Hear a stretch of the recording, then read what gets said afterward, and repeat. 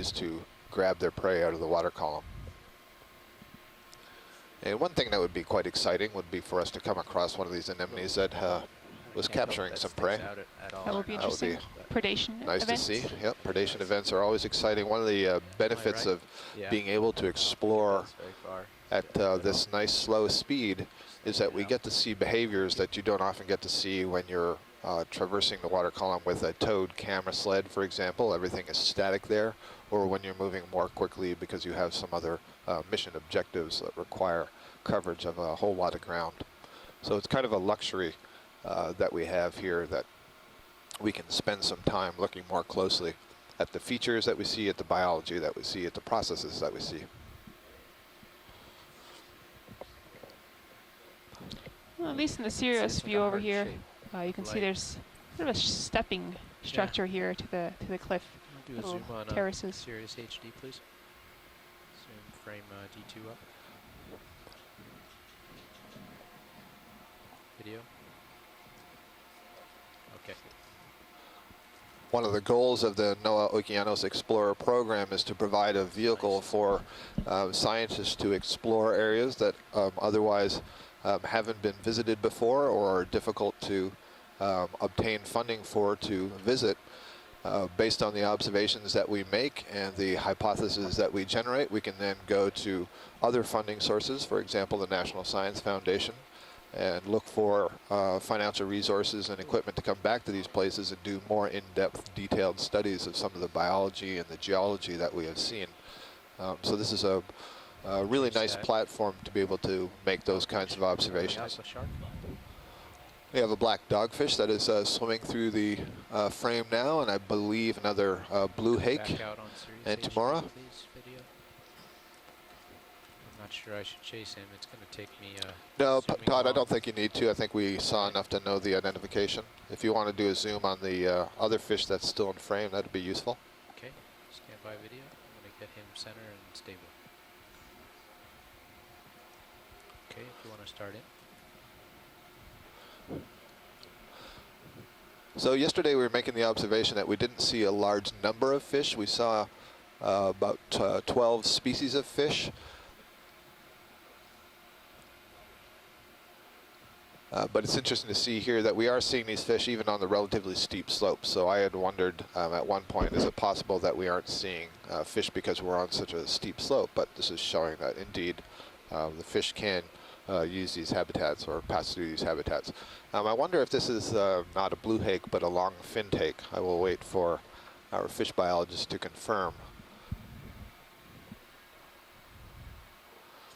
As you can see, just before those pectoral fins, there are some very long rays that are extended outwards, and those are basically sensory in nature, so it can probe its environment. There'll be some sensory cells in the tips of those fin rays. Close for the light. So I'm told by Emily Duan, who's joining us from the Mystic Aquarium, that this is a cusk eel, dicroline. So I believe this was called commonly a digitate cusk eel. Thank you, Emily. Okay, how are we looking, Jeff? I probably don't have a whole lot more to scoot right, do I? You don't have a lot of tether to scoot right, but I don't know how if we want to scoot. I probably just came up far. 5 meters chasing those fish. Do I want to scoot back left, Science?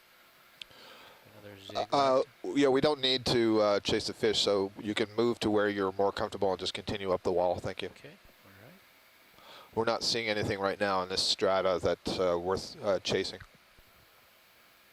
I'm going to come up to where I see that dark object on the next little layer, see if it's something interesting, and then I'll move over toward my left. Okay. Copy that. Maybe just near the end of your tether, you might even feel a little bob.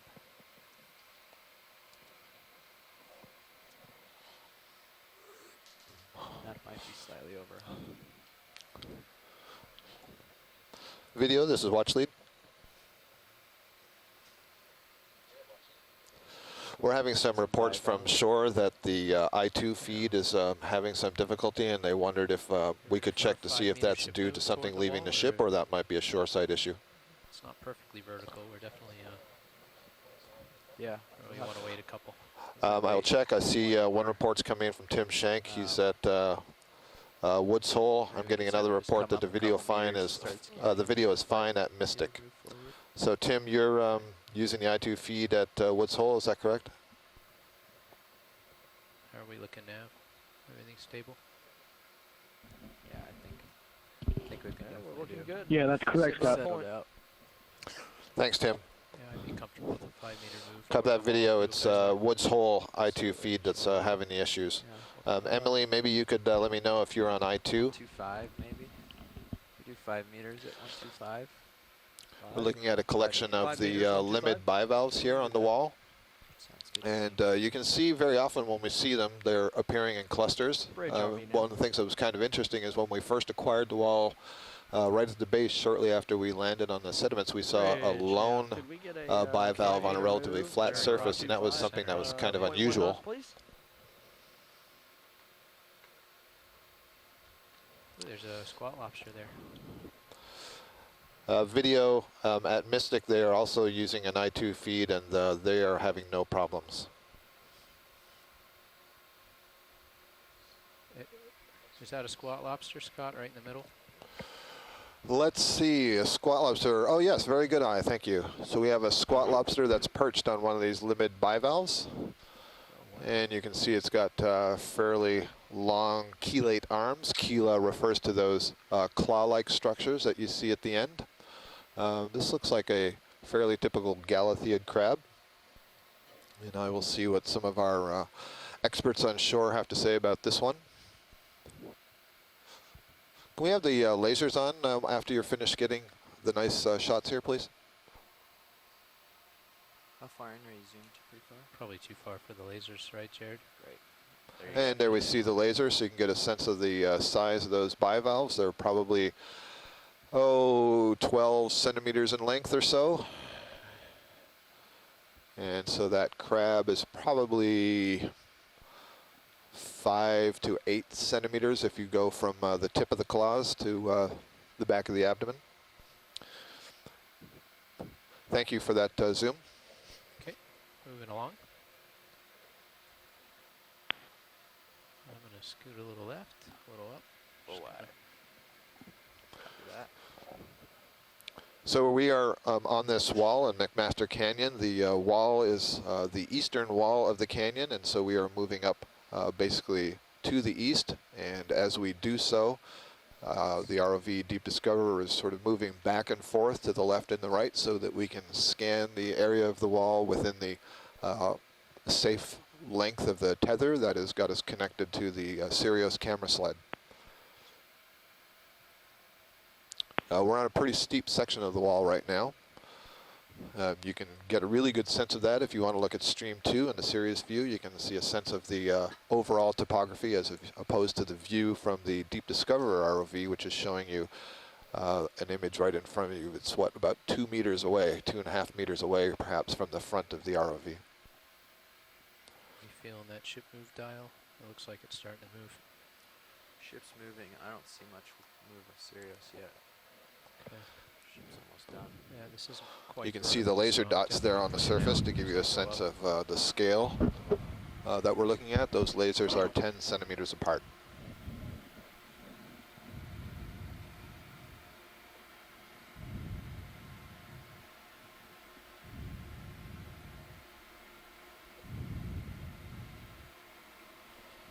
Bridge nav, thank you.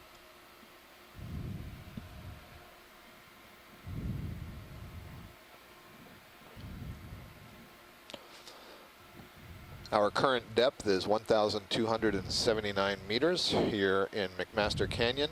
When we settled with the ROV on the bottom, we were at 1,327 meters, so we've come approximately 50 meters up since we landed on bottom. Mostly we've been on relatively steep features. We didn't spend very much time at all on the flatter part of the canyon floor. Neither am I. Let's get a quick stamp. Yep. Is that dead cup coral? Or I believe it is.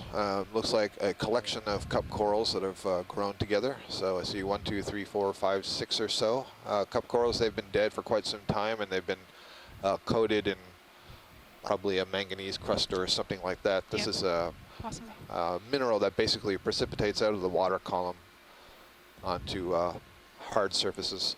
It's also a little sponge that you see on the base, just the laser just passed over it, that's growing off of that dead clump of Desmophilum Cup Corals. There's a couple of brittle stars that I can see their arms waving as well. Should move is done, but Cirrus is just now. Thank you. Okay, video. Keep moving along when you're ready. All set. Thanks, Pilot.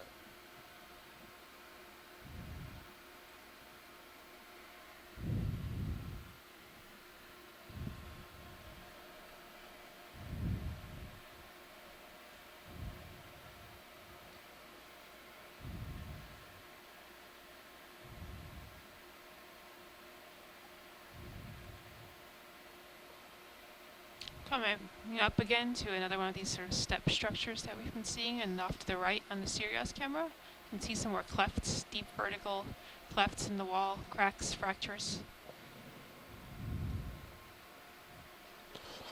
Would Chris like to see this? Oh yeah, star? let's have a look at this sea star, this asteroid sea star. You may wonder how I knew that was there. It was my sixth sense.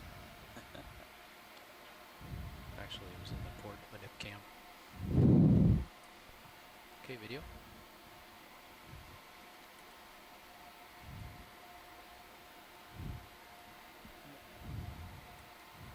It's coming. It's coming.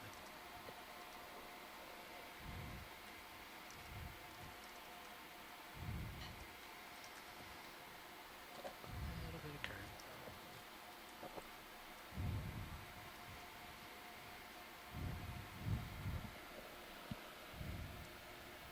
So we're getting a close view of this sea star. You can see from the lasers, it's just a little bit bigger than 10 centimeters across from arm to arm. You can see some of the patterns of some of the spines that are arising from the back as we go back out here.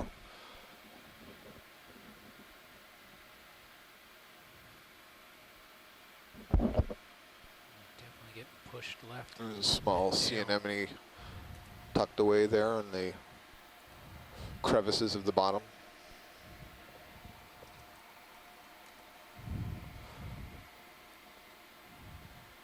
I'm going to take a stab and suggest this might be something like Chondraster.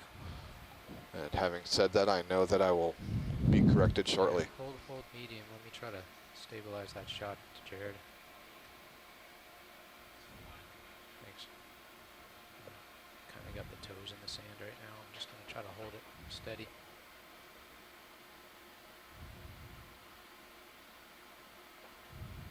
Okay, take it.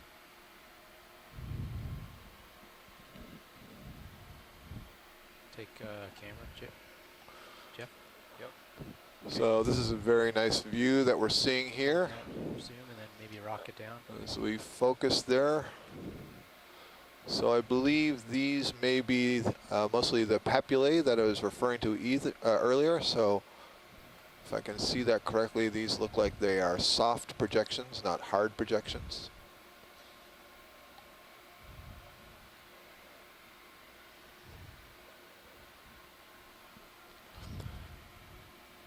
And if those are the soft projections, these would be basically outpocketings of essentially the dermis, the skin, that would allow for a thin membrane for some gas exchange. I see something probing the sediments just below that sea star between the two lower arms. Bottom. Looks like a soft tube moving around, and maybe some kind of a worm.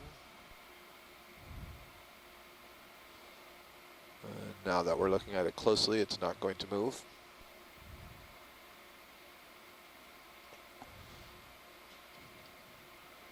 I think so. Yeah. Bottom right screen. Yeah, I mean that's a really good view of it. It's not doing much in the way of moving, so it's a little bit hard to say exactly what it is or what it's extending from. It might be a brittle star arm. I don't actually see the lines that would suggest the breaks between the vertebrae of a brittle star arm, but that's fine. Thank you. I can see a very, very small brittle star just to the left of it. Wow, very small. Yeah. Is that full zoom, Jared?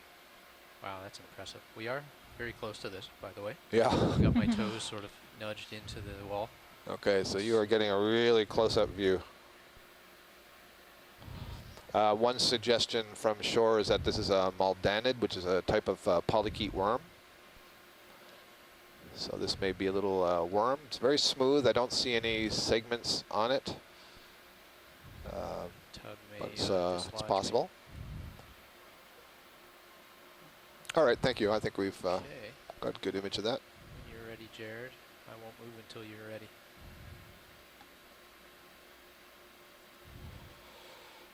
Okay, I'll take the camera back, Jeff. All set, thank you. Ah, very good. So I'm now looking at Chris Ma's Twitter feed, and at Econoblog, and I see that the red sea star, he agrees. Actually, he doesn't agree. I guess I'm agreeing with him that it's Chondraster. So we got the name right for that one. Possibly the species Chondraster grandis.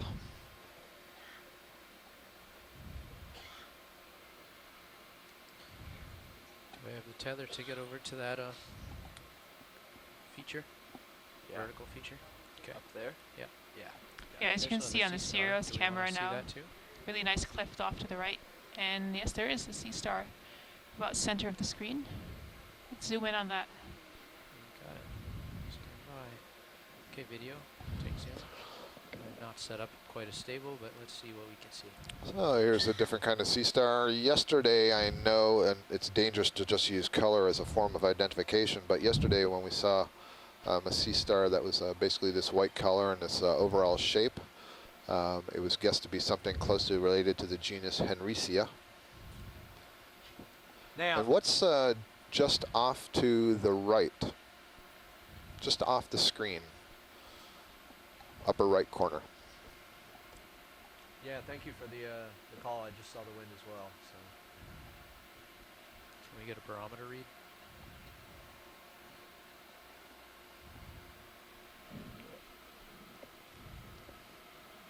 bridge nav. Hey, can we get a current barometer reading?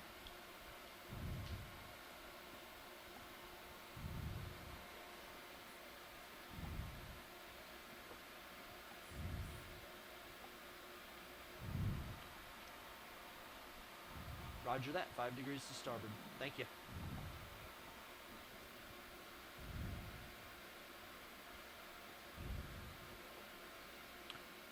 Science, are we good on this star?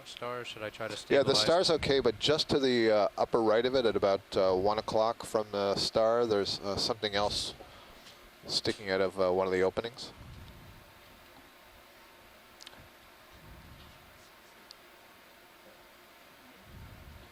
Okay, video. I think it's just It's basically in that same above frame. the right laser right now. No, it's above the sea star at about 1 o'clock to the sea star.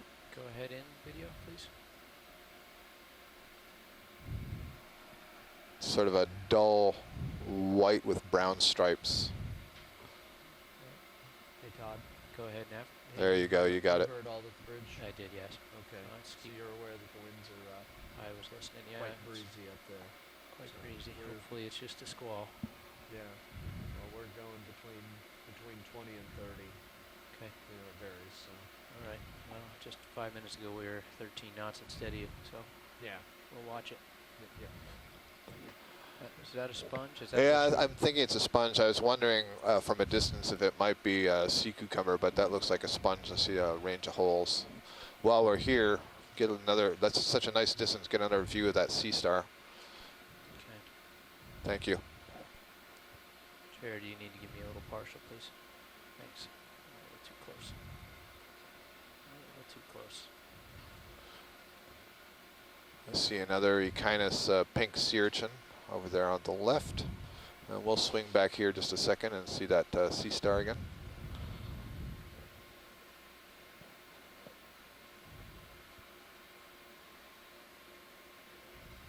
There we go. Take camera, please, Jeff. Up. Just a bump.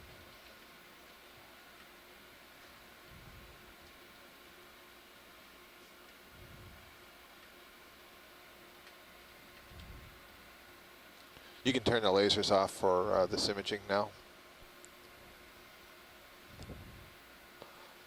Thank you. Okay, try to take that, Jared, if you can.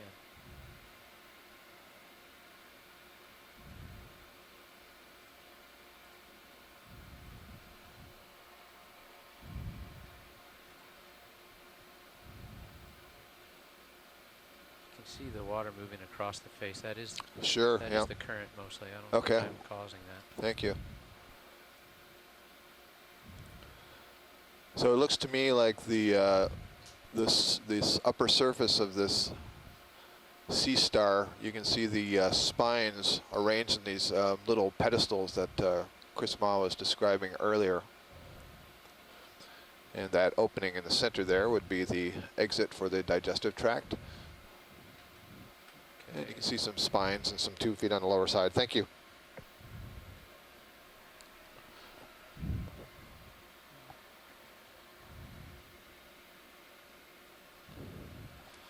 Nav, did Carl go to do a walkabout to look at the conditions? And I see a Ctenophore drifting through the frame. Was moving from right to left off the bottom of the screen. I don't know, do we And have again in marginal? Sirius, you can see that there's a pretty good slope to what we're seeing, even though it's in a series of steps. There's some sediment accumulation on the different steps, but it's fairly steep. That is fairly steep, yeah. It looks like, I was estimating about 60 60 degrees. degrees possibly, which is what we had expected from looking at our bathymetry. Hey, Scott. Exciting day for starfish today. Yeah, it is.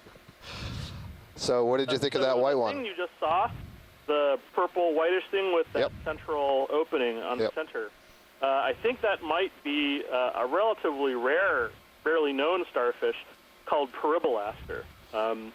Pythonaster, like the Hard to Pribilof say 'cause Islands? I've never seen one alive before.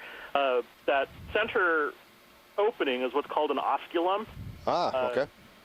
Is this one of the Starfish in inflatable this ones? group have sort of a secondary covering over Right. their body. Right. Like a circus tent that Yeah. covers their normal body.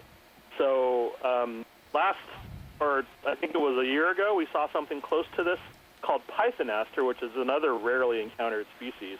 Had really not been seen alive before, and this one might be related to that. Really just kind of a delight to see it sort of right there in front of me, and who knew that it was kind of this white purplish color. Really exciting. So Oh, that's great. Yeah, I can remember color's some of often the a good images. indicator of what you're seeing, and I think you're onto something there. Henricia is a different color than this thing here. Yep. So Do we need to move in another thank 5 you. meters, Jeff? I'll be tuning in later. Great, thanks, Chris. The wall's going away from the... in So that that's direction. Chris Ma that's calling in. He's from the Smithsonian Institution, and as you can tell, he's an expert in Sorry. asteroids, sea stars, deep sea sea stars, and has a very good knowledge in general of the echinoderms, and so he's been a frequent help to us in identifying some of the different organisms we're seeing. And as you heard there, telling us about the excitement of seeing some of these things live for the first time. So even somebody who's been working in the field for more than a decade has not seen it all. These images can be extremely valuable to learn something maybe about a the little further natural right 'cause history it and moves what these away from me to my organisms left. look like when they're alive, rather than perhaps So if after you're to they've turn been 10 collected degrees in a left, I net think or a you'd be more dredge. square to what? Okay. Follow me? So 120. 20, 10 meters? Yeah, something What was just the last moved one off we the did? right side of the screen. The last one was 5 meters, 125. Brian Kinlan pointed out a little bit earlier that the next 40 meters or so that we're going to traverse should be the steepest part of this particular wall on our dive track, based on the data that was collected in the bathymetric surveys. And to follow that up, we've come about 52 meters from where we started our dive site on the floor of the canyon. 120.1.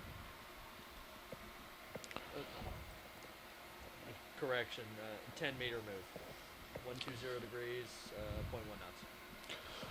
I noted earlier, shortly after we had acquired the bottom, that there's actually a complex manipulation between the vessel and the two ROVs in deploying the system to get it into the correct position on the seafloor. And as the dive continues, there's also this complicated dance that goes on, having the ship move in an appropriate direction so that the wire that's trailing out from the ship holding on to the Serios camera sled can be positioned into the right location, and then the Discoverer ROV can kind of swim around under that. And today we're dealing with this additional feature that we're keeping a very close eye on the weather. Winds are picking up a little bit, and we don't want to find ourselves in a position where suddenly the winds and the waves and swell are very strong, and putting the vehicles into a position that is somewhat compromising and could endanger the vehicles and endanger the safety of anyone on the ship. So we keep our eye on that closely, and if it gets too bad here, we may have to end our dive a little bit early. Yeah, Brian just, Carl just got up to do a little walkabout too. You might want to go and, okay, good. We've been fairly lucky so far this week in that there have been some fairly gloomy forecasts for our ability to even get the ROVs in the water, but we've been lucky so far. This is our third dive of the week, and we've managed to avoid that low pressure system that's been south of us. So we just have to keep a close eye on it, see what's happening today. Just noticing this little white, almost rivulet coming down here. Looks like fresher sediment has cascaded down, possibly from a hole that was burrowed out. And let's just cover the slope here. Right, so it gives a good indication of the color of the rock underneath when the sediment is removed. We saw a lot of these last year, and it took us a little while to determine that there are these nice sediment chutes. Yeah, really shows sort of the flow line very clearly. Want to do zoom video? Is that a coral? That is a question mark right now. Yeah, that looks like a bamboo coral. Well done, pilot. So this is a bamboo coral. You can see a very, or actually maybe it's a primnoid coral. I better wait till we get a little bit closer. Those are very small polyps. And they kind of have that appearance of a primnoid. And one of the ways that I'm sort of able to say that is that the polyps appear to be coming off in pairs opposite one another. There's also some associates that are on this coral. So this is an Octa Coral. We can start with that. So it is a type of sea fan. And certainly from this distance, I do not see any nodes. There's also a very tiny black coral just to the lower right of it. It's a single stalk, so there we go. Nice. All right, so beautiful. Really nice view. So yes, this is a primnoid Octa Coral. I believe this is the first primnoid of the cruise in our last 3 days in the canyon. So when I say primnoid, I'm referring to a family of Octa Corals. This is actually the most diverse family of Octa Corals, of deep sea Octa Corals in the world.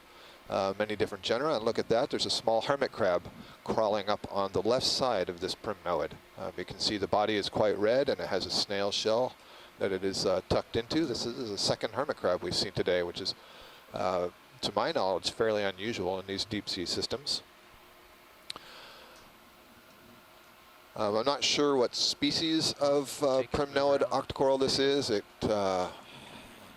It's not exactly growing in a multiplanar way that I would expect for something like a Narella. So I'll have to look this up later and see if we can figure out what's going on. There's something else going on in the center of this thing. I can see there's a slight discoloration. It's kind of orange-pink, so kind of on the back side, maybe there's a polychaete worm that's associated with it. A little bit hard to tell from this angle. And as I said earlier, you can see kind of waving just on the lower right of this coral. There's a different kind of a coral. Right now it's unbranched, and that's a black coral. Belongs to the Hexacoralia as opposed to the Octa Coralia. So that may be our first black coral of the day. That was a nice find. Oh, let's a little bit. Sorry, go ahead, Tim. Before we leave here. No, Scott, I'm sorry. I was just gonna ask for a little bit better zoom on the hermit crab. Okay. Can we get another zoom of the hermit crab? And then behind it, I see an orange ball on the wall after we're finished with this. I think might be another dandelion siphonophore. Is that So full zoom Tim, video? we have some Yes, yes, but- fantastic views of this hermit crab from here, so I know we'll be able to get some really nice frame grabs from it later on. That's great. Thank you. Thank you, pilot. So if we can have a quick look at the orange ball that's just behind there. Okay, I'm parked on the wall, so I can't really change my head at the moment. Understood. But you can. It looks pretty clear to me that that is another dandelion siphonophore. We ready to move along? Yes, we are. Thank you. That looks like we've That was got- a really good find. So that's our first one of the cruise.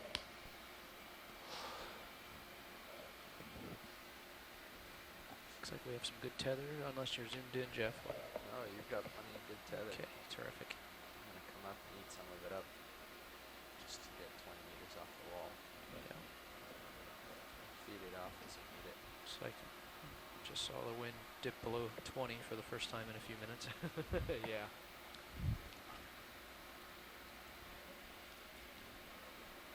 Let's not get excited just yet. No.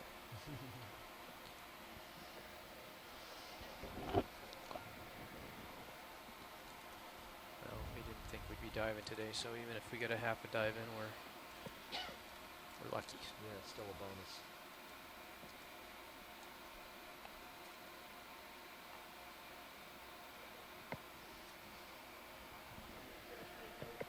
Nice if we could finish at least this transect.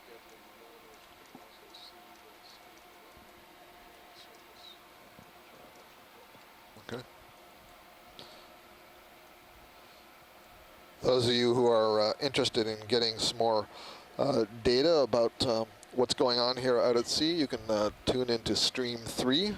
Stream 3 has a data screen that shows you the depth of the ROV, the current temperature of the water, and the salinity, and our position, our coordinates. It also shows you what's going on the surface, so you can see that we're experiencing some winds of 22 knots right now, blowing from 133, heading of 133. So as I said earlier, we need to be mindful of what's happening on the surface and how the seas are building and so on. So it's it can be challenging, but so far so good. Here's another of the sea stars. I believe this is similar to one we saw earlier.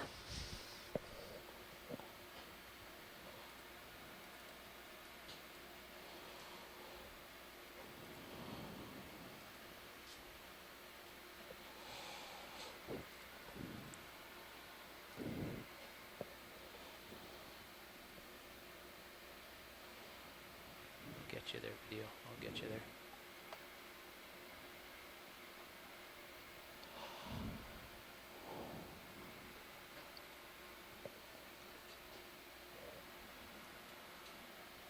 At least from our view on the Sirius camera, it does look like the cliff has gotten a little steeper here.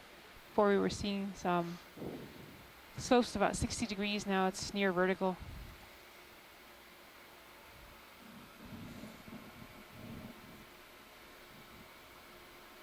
You can see how this sea star looks kind of floppy in a sense. That is, it looks like the arms are sort of draped over the surface, although the skin is spiny and full of calcium carbonate ossicles. There's actually extensions that go into the arm of the stomach. So there are 5 lobes that come off of the central stomach and extend into the arms. They're basically glands where a lot of the digestion takes place. The gonads also extend into those arms. And then on the lower surface of the arms, there's a groove where the tube feet would extend. And so some of these sea stars can be a little bit fleshy when you first grab them. Of course, when they dry, they harden up, and that's that spiny skin. You can see lots of the spines of the internal ossicles kind of projecting from this nice close-up view. So an asteroid sea star, and that's this will be instructive to compare to the brittle stars later, where their arms are so small there are basically no organ systems that extend into the arms. Instead, it's pretty much completely filled with these solid ossicles that articulate like the vertebrae in your back. I see a little fanworm, I think, there on the lower right, just to the right of the arm of the sea star.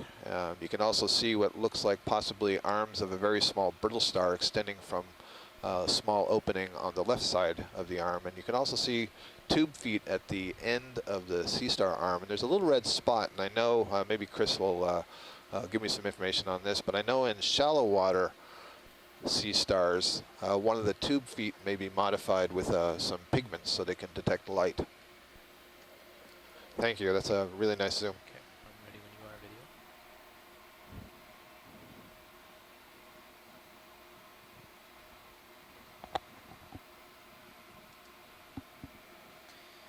Nav, do we have an update from the bridge or from our from other guys?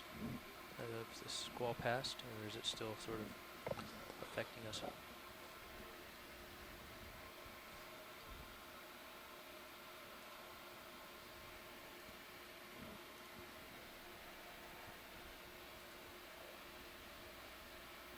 Yeah, pilot, the squall's about 12 miles across. We're on our way through it, so we're just waiting a few more minutes to notice. I can't hear you too well. Can you kiss the mic a little bit? Sure can. Ah, that's Is that better? super better, thank you. Sorry about that. Yeah, we're squall's going by us. It's 12 miles across, as I said, and just waiting a few more minutes. Take another look at it, see if it heads on out of our area. Super. That sounds good. I'll All right. keep you up to date.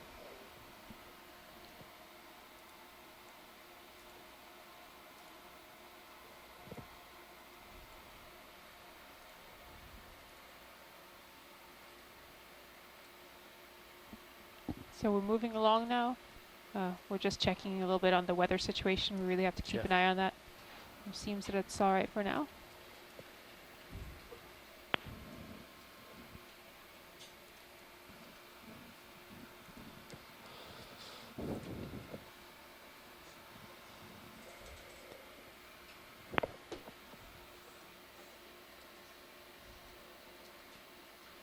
We're having a little bit of an ROV shift change here, so we'll just stand here for a little bit.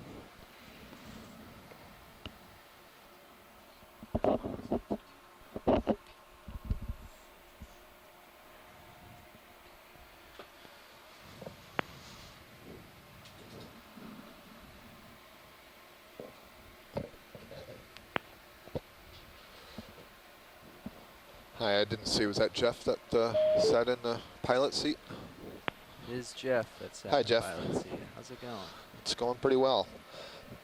So, we're moving up this wall and obviously keeping an eye on the weather, and so we'd like to try to make some headway up this wall if we could. And so until we start seeing maybe a little bit more densely populated organisms, let's see if we can spend more time going up than too much back and forth. Does that sound good? Yep. I'm going to swing a little over to my right just to get centered up. Okay. And then when we find good features, we can follow them, but Great. mostly up.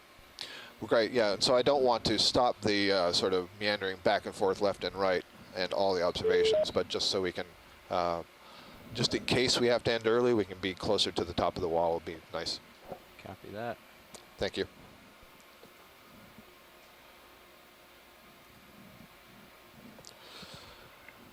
And I'm going to step out for my lunch and leave Susan to direct you.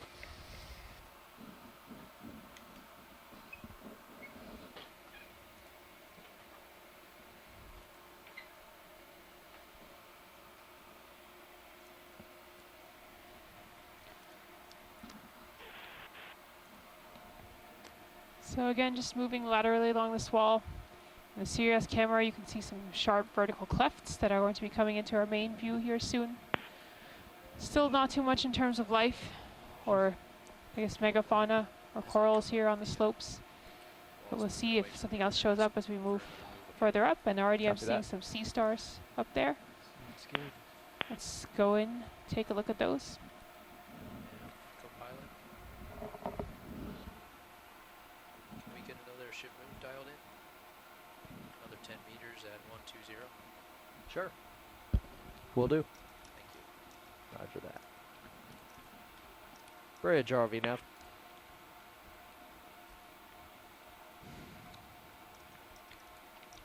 Bridge, could we get a 10-meter move bearing 120.1 knots, please?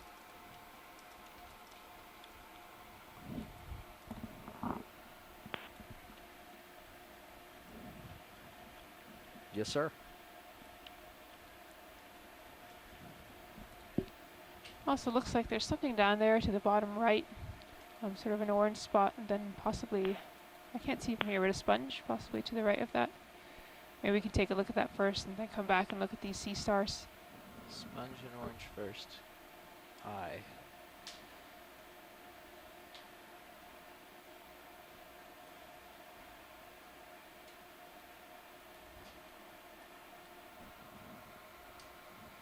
When you're ready, pilot.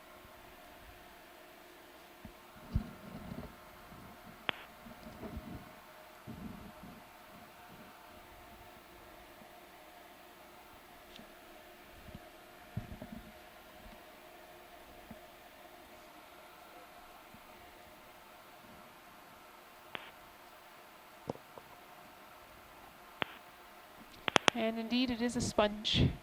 Can we get a closer zoom on the orange organism there, please? Video, come on in.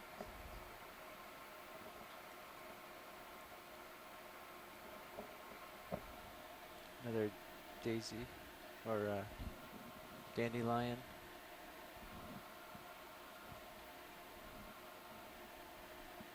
We'll just stay here and get a look and see if any of the scientists on our chat channel can take a look.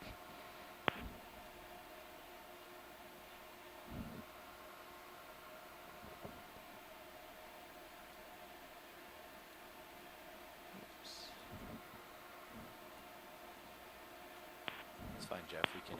And if I understand Yeah, correctly, it's that is kind of also a sponge now, if you'd sponge with orange encrusting.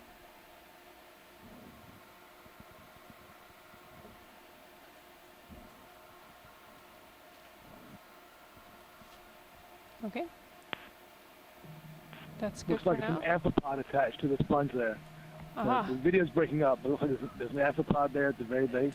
Okay, yeah, right at the very base of that Ship white is going sponge, over, they sort of currently hanging watch on, that would change. be an amphipod. Nav. Did that ship move get dialed in, or I'm sorry, were they doing a watch change up there? No, we're in progress. Okay, thank you. Looks like the winds have dropped substantially.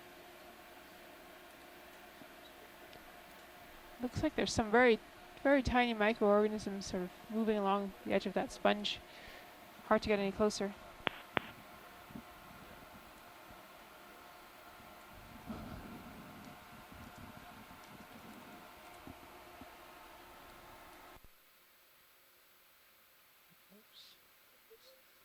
Okay, video.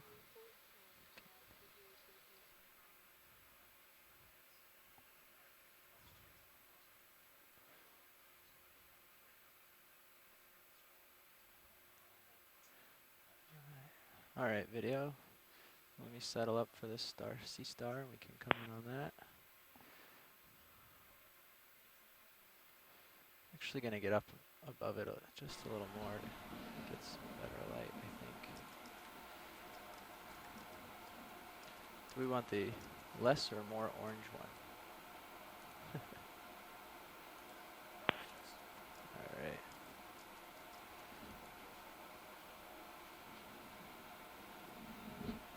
Well, why don't you come on in, see what we can do. So we're seeing here 2 sea stars, asteroids, and it appears that they have similar morphology. One of our scientists on shore, Come Tim Shank, partial, reports please. that this could be sort of like a neomorphaster.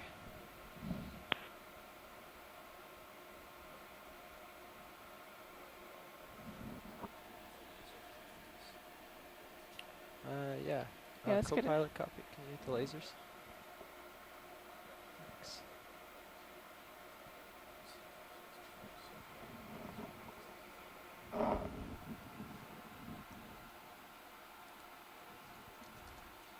Haven't quite figured out what the current is doing. Still working on that.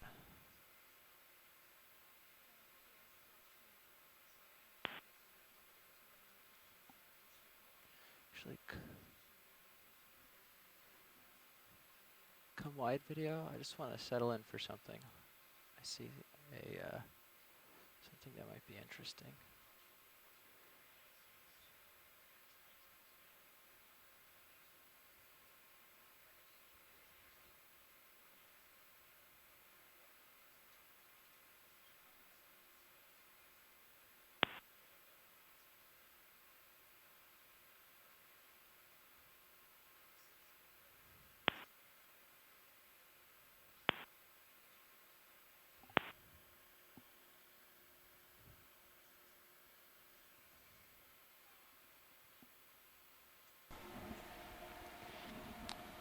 So again, examining these two sea stars. I think once we've looked at these, we can Right. continue to move upward, Come in unless video, just anyone on the partially teleconference something chat purple here that I want to would like to take a closer look. figure out what that is. Yeah, just to the bottom right of that sea star. Does look to be a purple urchin. Take it all the way.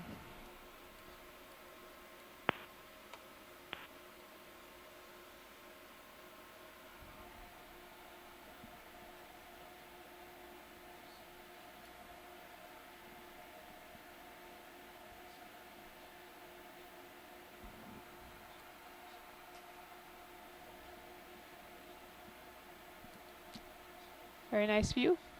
Doesn't Okay. seem to be Come anything else partial. hiding in the spines there.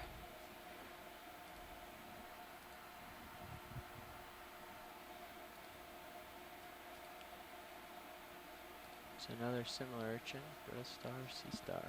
Okay, yep, just upwards, up the slope from the previous one, there is another urchin. And we come in on the sea star. And there, a brittle star just touching the upper arm of that sea Ooh, star. what's that pink? Keep going in all the way. That looks to be another brittle star. Just a different color. Okay. And now the sea star. Try to walk my heading around for you to the get a better view.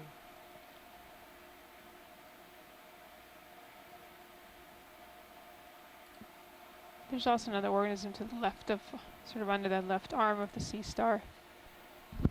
Sponge or something.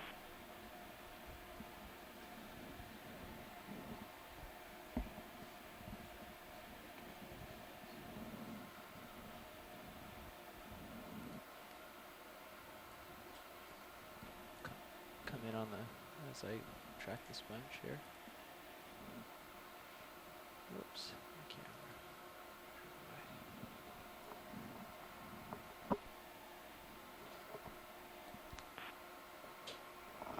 So what we're looking at here is also a sponge, just underneath the arm of the sea star. I'm just going to run along the sea star here. Similar to the one we just imaged a couple minutes ago. Little star, the pink one?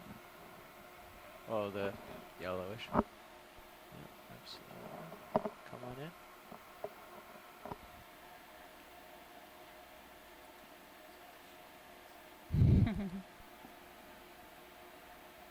How do you do, sir?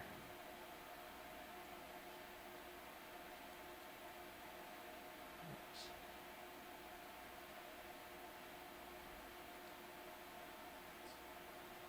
Copy that, thank you. So I think after these close-ups are done, we can continue moving upslope, see if we find anything else. Take as long as you need video and tilting down slightly. Oops.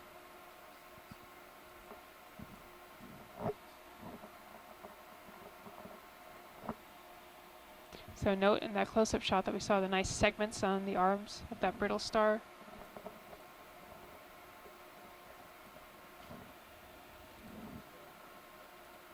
Awesome. This would be of the, I believe, the genus Ophiomuseum.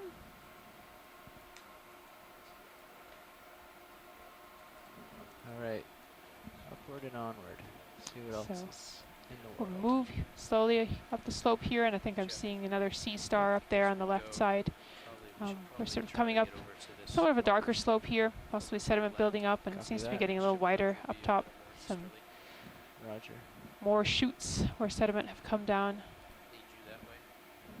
Okay. Similar sea star.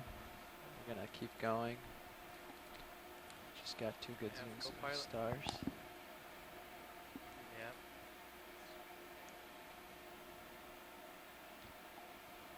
Nav. Can we get another ship move dialed in? Sure can. Okay. What do you need? Snap figuring on out what this heading we want, video, but see if it's worth I'm sorry, what? do, better look. 080 at 15 meters. 15 meters, 080. Yes, please. 0.1. Yes. Roger that. Another Did you catch that, pilot? We're going to be shifting to your left a little bit. Copy that. 15 cup coral meters. or Just gonna- anemone. Let's just keep going by this, but we'll take a little look while we're here. This is potentially a cup coral of genus Giovanni. Bridge RV now. Okay, come on out, video.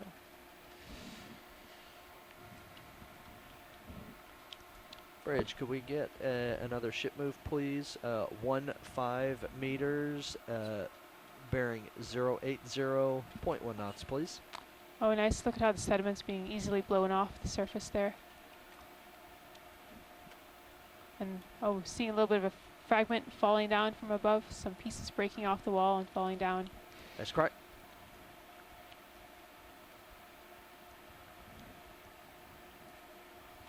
Here another sea star hanging onto this wall as we come around it.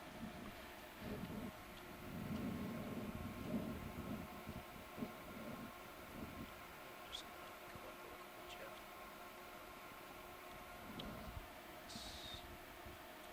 Copy. So how are we doing on the move? Am I over in the direction, or we need to keep shimmying left? Well, you can't shimmy any further left with your current tether, but as you start moving, you can go that way. So we're at a depth of about 1,260 meters here. We've come up about 64 meters from where we started our dive, and seems to be we're about 2/3 of the way up this wall. Probably at the steepest part right now, and then eventually we'll get up a little further and come out. The slope will start to smooth, and I expect we'll see some more sediment.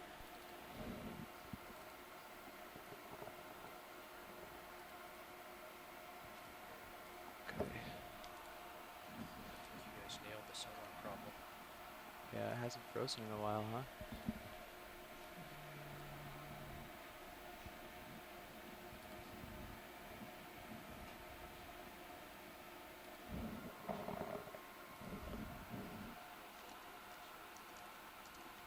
Just another fly trap. Yeah.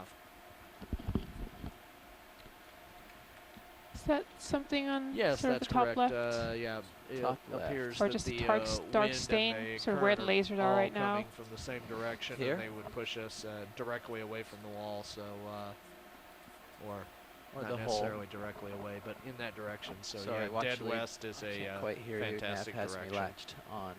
Can't hear you over him. One more time. Roger that.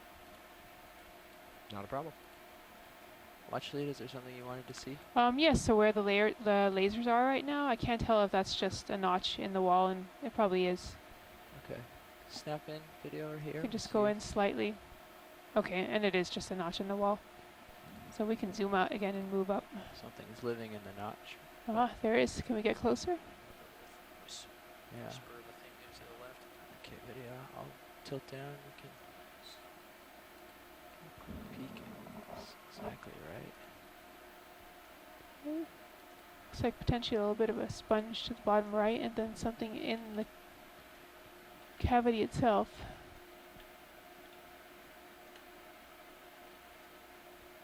Seems hard to tell. There's definitely some mucus hanging in that corner. Okay, video. Come up, Marshall. And we're gonna go to the wispy thing. Let me get a little closer. Track back over this way, so. Might as well do a quick zoom on that red stalk while we're here, just a snap zoom.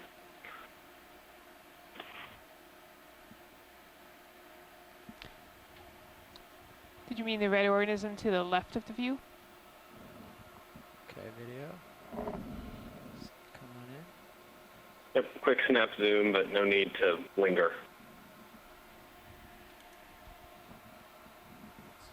Thank you. And another Octa Coral. Okay, video, come on out. Okay, another one off to the left. Looks like there's 3 here. And video, is there any way that we can get sort of a top-down close-up of that cup that we saw earlier? I know we've moved on from there, but... Where are you trying to go? The cup coral that we had seen off to the right. I think we may have passed it already, but if we do snake up to the right, it would be nice to get a shot looking down into it. The one we zoomed in already once?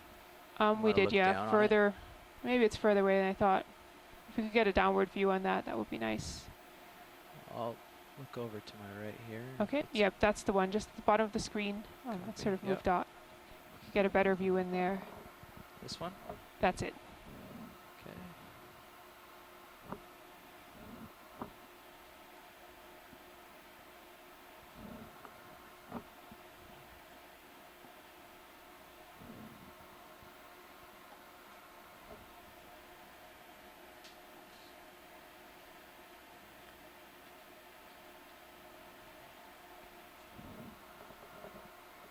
And whenever you're ready, let's see if we can get Come on in, video. sort of a top-down close-up.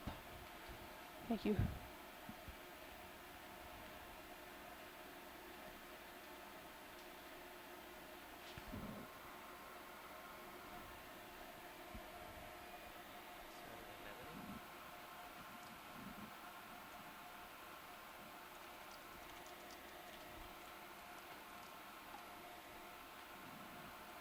Try to come up and look down more. I'm not sure this is quite the angle they want. This is an anemone, not the same cup coral we were looking at. Okay. We can, we've seen many of these. No need to linger. Come on out, video. Okay, so then let's continue moving up the slope here, please. Probably want to scoot up a bit. Scooting up eye.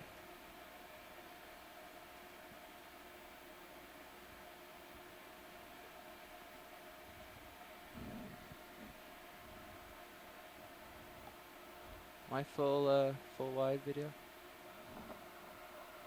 Thank you, sir.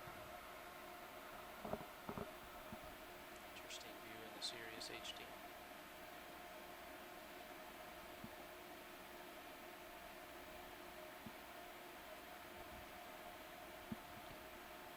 Coming again to a series of ledges, as you can see on the Sirius camera view.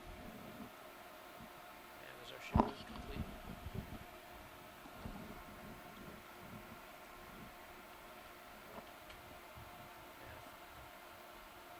Co-pilot, do you read? Nav, is our ship complete? Navigator, do you? See, can we get a snap zoom on the yellow feathery thing in the center screen right now? Center screen.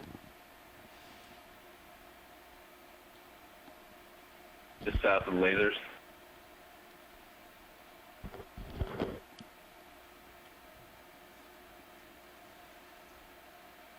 Yeah, I was just analyzing exactly what we were doing at that moment, so hence the reason I didn't answer. All right, just a quick standby.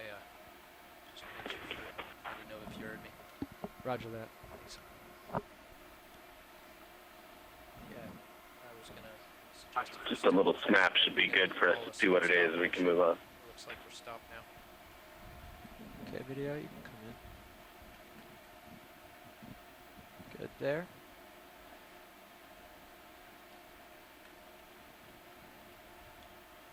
Look at the Paramaricia Python coral with the Nophiurid. Come in a little more. Seen a couple of these on this dive so far. Are we completed with our move? Take it all the way. There you go. Good there. Perfect.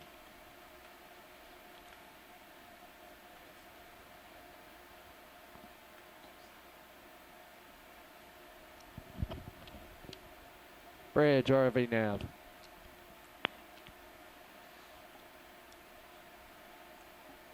Jeff, I got you. And looks Hey, again bridge like RV nav. there's Yeah, a brittle can we, star with its arms Can we go about wrapped around that. 5 meters, 270, please? Yes, sir. Yes, sir.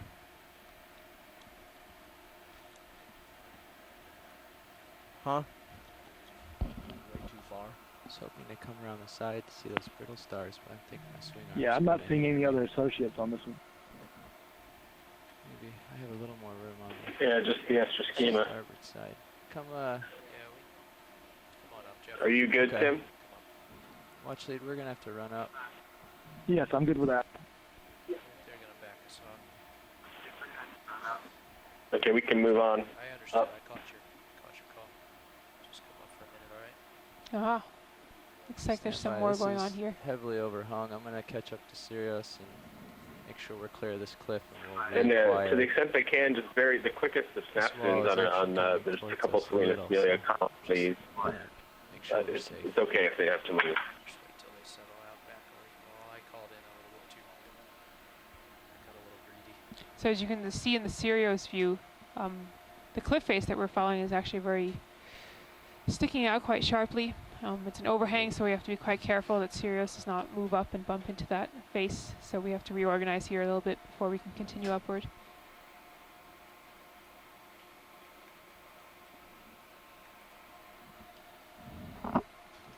Some interesting things to see. We'll come back, right? There's a nice branched bamboo coral. Oh, lots of very nice corals in our future.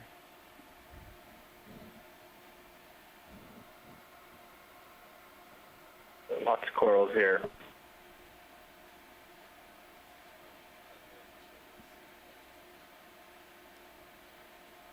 Jeff, I'm going pretty quick, so take it easy. Looks like possibly some more Paramercia and or a mix of a Canthogorgia in there. Look at the limid bivalves, Yes. coral, Stoliniferous, number of large branched bamboo corals. Hang in here. All right, video. I'm gonna just come in a little closer here, and we're gonna get a look at these. Look at this, yeah. There seems to be a lot of life right here, a lot more than we've seen below. I'm gonna So- get a Scott's gonna profile wanna view see here. these. You can Big see group all here. those These are his corals babies. down there. Okay, so I'm gonna come down. Yeah, I can look out over the top of this thing now. Just Roger that. information. That's I'm at 1220, which looks just like what we ought to be seeing on the high back screen. Copy. Susan, are we Still- stable or are You we wanna- going to have it I'm zoom still on about these, 5 or meters off the wall, we need so to I'm keep gonna just moving? come in and get some light on things.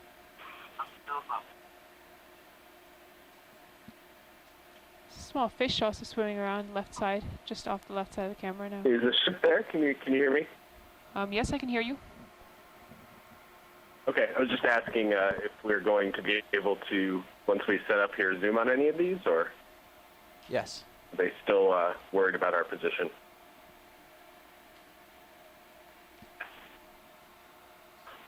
It sounds like we're going to be able to zoom in here. Just getting set up for the shot, I think.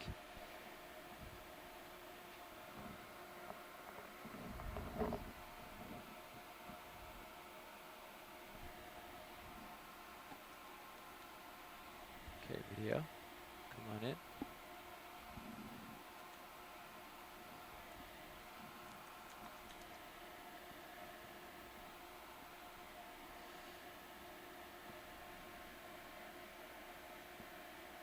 It's interesting. Some of the polyps are in and some are out.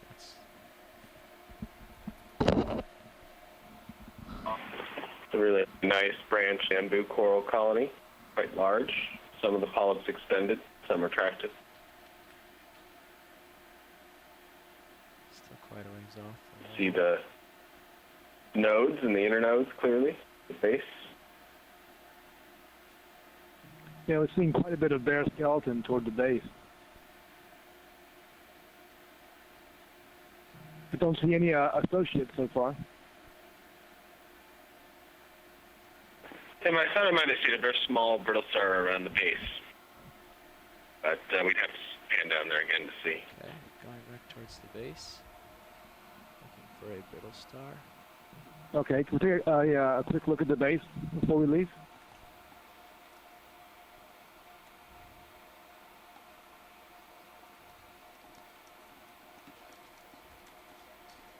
Shank said look at the base there. Great.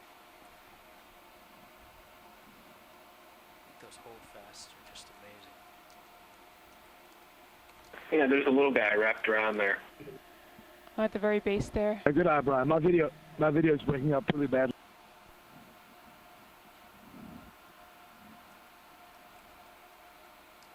Why don't we come in on that? Oops, my camera can stay. I don't even like it. Why don't we come in on that little video? See if we can't get a better view of the brittle star. Oh. Pretty far away. Oh, pretty far. Okay. Come on out. Yeah, absolutely. Thanks. Nervous about bumping into these. Yeah, thank you. That was a great shot. Yeah, go pilot. I'm going to try to toe in on the wall without hitting anything. So. Oh, it seems that one cannot step out for a moment without missing the really good stuff. So you're looking at a whole lot of bamboo coral colonies here. Yeah, there's a lot to work here on this wall if we're set up to be stable. So did we just arrive at this location, or Just have a we little been here bit for a ago. while? Okay. Just arrived. It took a few minutes to set up. We've done one zoom on the bamboo that's in the center of the frame. There was one Yes, small we have. brittle star at the base. We haven't zoomed on any of the other corals on this wall. Great, thank you, Brian. So it looks like we're at a location that's up near where it's starting to flatten out a bit at the top of this feature that we've been climbing. Is that right? Yes, actually there's a strong overhang that we've come up against. Oh, okay. So we had to sort of rearrange Sirius a little bit. Okay. And I think we're sort of at the base of that. So this is interesting. We saw yesterday in Right, Hendrickson Jarvina. Canyon, we also, as we got closer to the Right, upper Jake, part of the can we wall, the get upper a, third of the wall, we barometer started seeing reading, please? many of these Octa Coral colonies, as opposed to lower on the wall, we were seeing many of the cup corals. On this bamboo coral, we see two different bamboo coral colonies next to one another. I noticed just going out of the top left of the frame, there was a section of the skeleton missing polyps. And so that may have been due to some predation, excuse me, that has stripped the tissue away from the skeleton. And so it may be that if we were to come back sometime in the future, there may be other organisms that have colonized sorry. that part of the skeleton. Just trying to settle in here.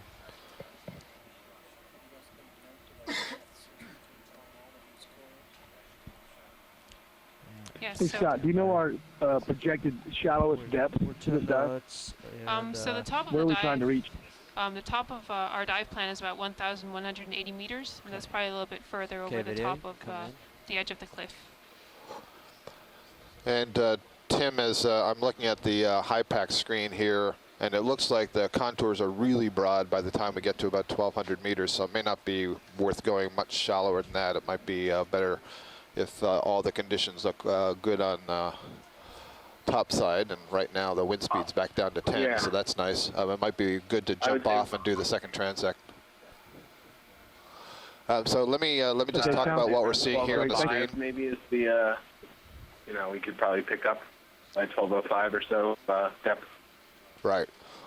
Sorry, that was I missed that zoom. Sorry, folks. I'm talking about some other logistics, but that was an exquisite view of the polyps of the bamboo coral. You can see they're coming out on all different sides of the skeleton. Right now, we're looking at what's called the holdfast.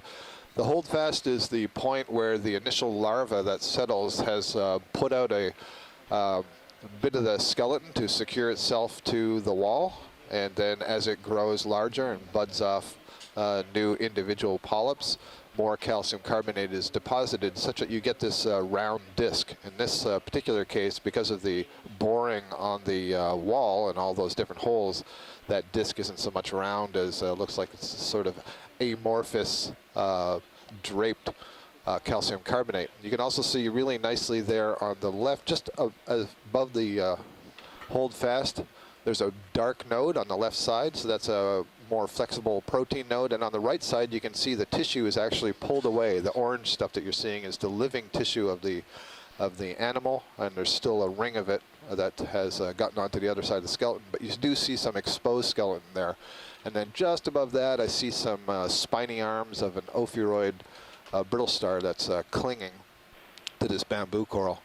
So one of the things that's kind of instructive about seeing that orange tissue there is you see how very thin the tissue is that connects the different polyps on the skeleton. There's a just exquisite view of the polyps. So the brighter orange dots that you're seeing in the center, that's the mouth leading into the pharynx. And you can see these white needle-like structures on both the body of the polyp and sticking up between the tentacles. Those are called sclerites. Those are calcium carbonate microskeletal elements that give some structure to the polyp. But the skeleton itself, in this particular case, is amorphous calcium carbonate. So it's much more like your bone, which is actually a calcium phosphate, but it's very similar to your bone. It's very hard. In some species of bamboo coral, those skeletons may be like straws. They're hollow. It's unclear to me in looking at this one whether this is hollow or solid. Okay. Just a beautiful, nice view of the bamboo coral. And to remind you, all of the stomachs of those different polyps are be connected together into a single colony. Roger that. So this view that we're seeing, I see many other bamboo corals off in the distance. There's a couple of other corals. We're on a wall here in McMaster Canyon. Our depth is 1,234 meters. The temperature in the water column is 4.2 degrees Celsius, and we have a salinity of about 35.8. Once you get below around 1,000 meters or so and deeper, the water temperature tends to be quite cold, 4 degrees or less. There's an interesting branching pattern to these colonies. I have a graduate student back at the University of Louisiana Lafayette, Katie Musser. She's a new student from Wisconsin who's just joined, and we've been talking about perhaps trying to study some of these bamboo coral colonies to see if we can understand the pattern at which they put out some of these branches. And as I look at the ones that we see around here, it looks like there isn't much of a pattern, but what is it that controls when these colonies begin to branch or when they don't? So that could be a tricky question to solve. When you have a bunch of colonies that are all growing in the same location, it's hard to say what are the characteristics that differ over the scale of just 1 to 2 meters. So that's interesting.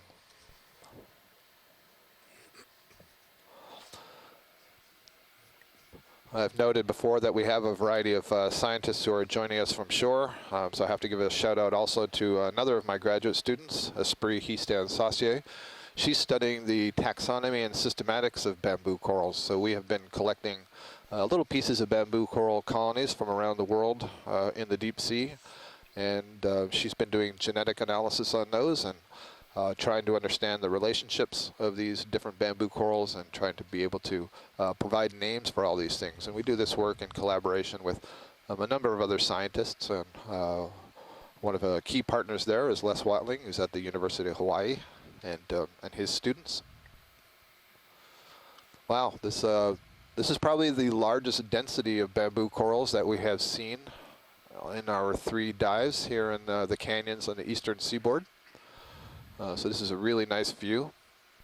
I neglected to say that we would classify these, at least based on the images that I've seen so far, as the genus Keratoisis. With a little bit more study later of the still images in the video, I may be able to come up with something a little bit more definitive on that identification, but it would probably be based on genetics. We wouldn't know an absolute species name. So I believe I also see a Paramercia. The Canthogorgia or Paramercia. Yep, we'll get there, Brian. So just off to the lower left before we go, there's a yellow fan.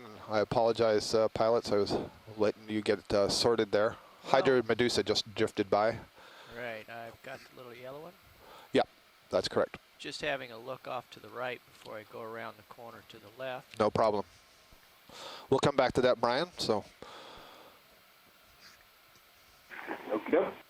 pretty impressive view in the Sirius camera. You can see this sort of monolithic wall. It's curving off a little bit to the right and the left. We just had a view there before where the ROV was turned to the left, and you could see how the sort of sharp the wall was. It turned around the corner, and you could see that black line, the water column, quite nicely. So it looks like we're going to have maybe a a black coral and a Paramaricia. So we'll start on the yellow one. Okay, coming down.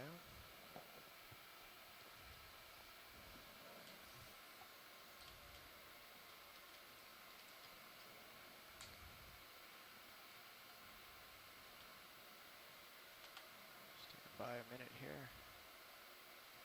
Getting back into manual mode.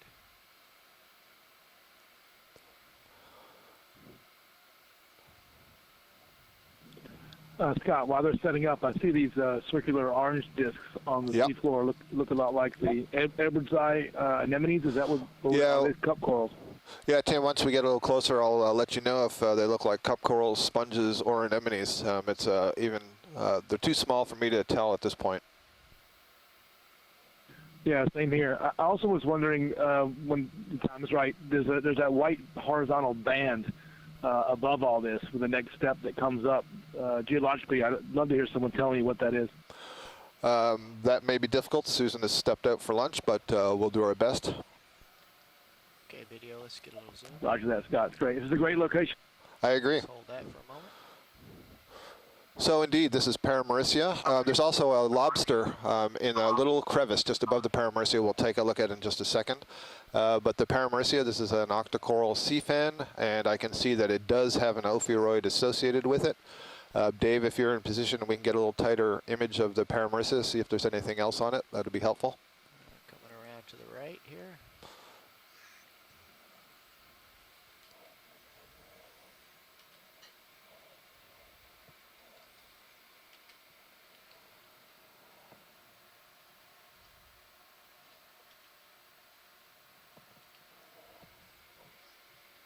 There we go. That's a nice image. Okay, video, a little more zoom, please. Nav, this is watch lead.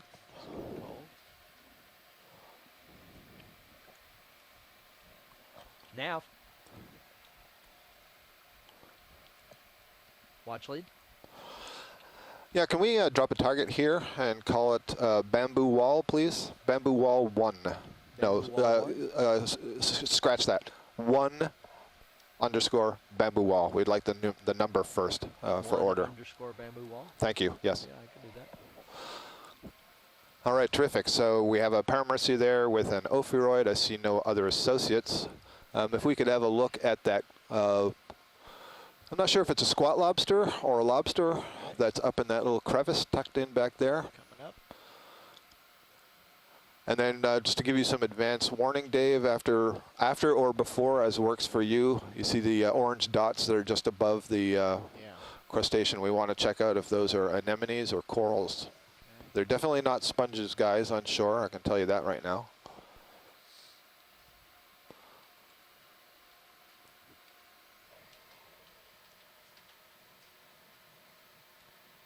Video, let's come wide for a minute. Got it. I'm way too far away to be doing this. Oh yeah. Thank you. Thank you, Nav. That's full wide. That's good.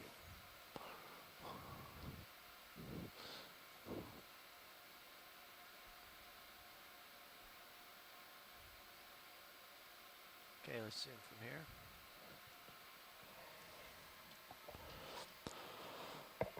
So on shore, if you recognize this crustacean, if you could let me know if you believe this is a squat lobster or something more like a nephrops lobster. And we just kicked up a little bit of sediment from the wall with the ROV thrusters, and we'll let that clear a little bit.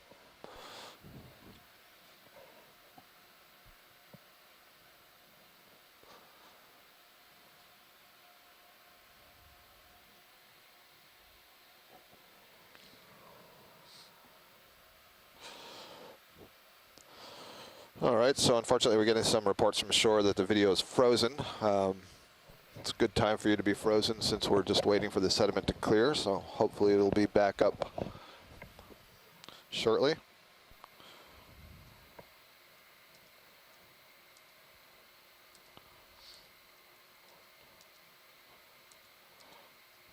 Probably be able to get a good focus on it if you're ready to zoom. Yep, go for it now. All right, so we're trying to get a zoom in on this crustacean that's living tucked away in this hole. It looks like a Galatheated crab, a squat lobster with some very large arms. I don't think we're going to be able to tell if it does have a short abdomen curled under or not. I'm afraid all of that is back in the darkness there. Yeah, exactly. So we're not going to get any more than that, so that's good. We'll get some frame grabs of that later. Thank you. Okay, And somebody may recognize it from the front. Hold that zoom. These little pink guys here are Yeah. back in. So it's interesting, you know, there are actually 3 different things there, I believe. Okay. So there's a row of 3 orange circular animals. The one in the upper left was a sponge. It was somewhat lighter in color. Come back. And I believe that the next 2 are going to be anemones, one of which has its tentacles out.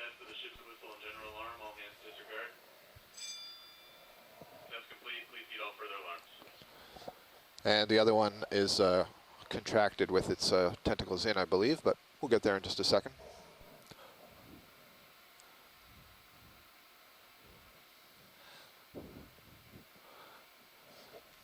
And Dave, as you're settling and getting ready, I'll forewarn you that just above these 3 dots, I see there's a deep red-brown branching coral.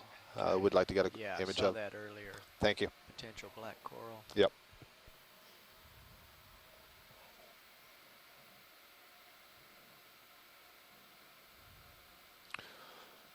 Looks like it's probably a Swiftia coral up there, so we'll have a look at that in a second.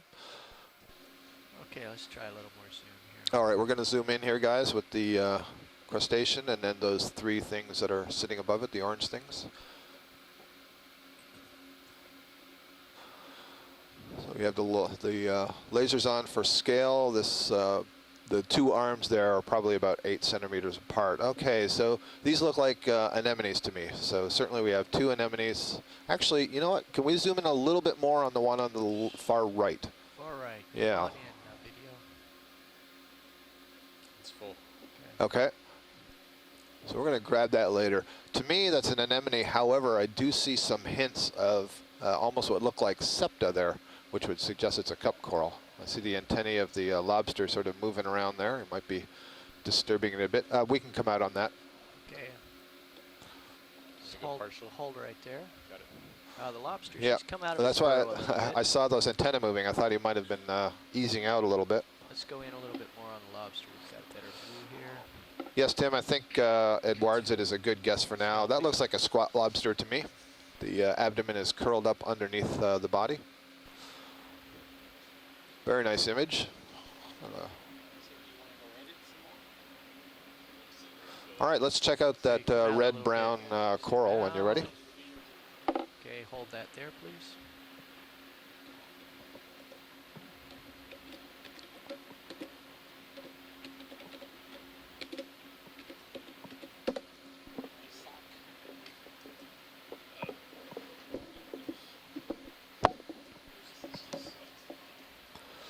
All right, so here we have another Octa Coral. This is in the genus Swiftia.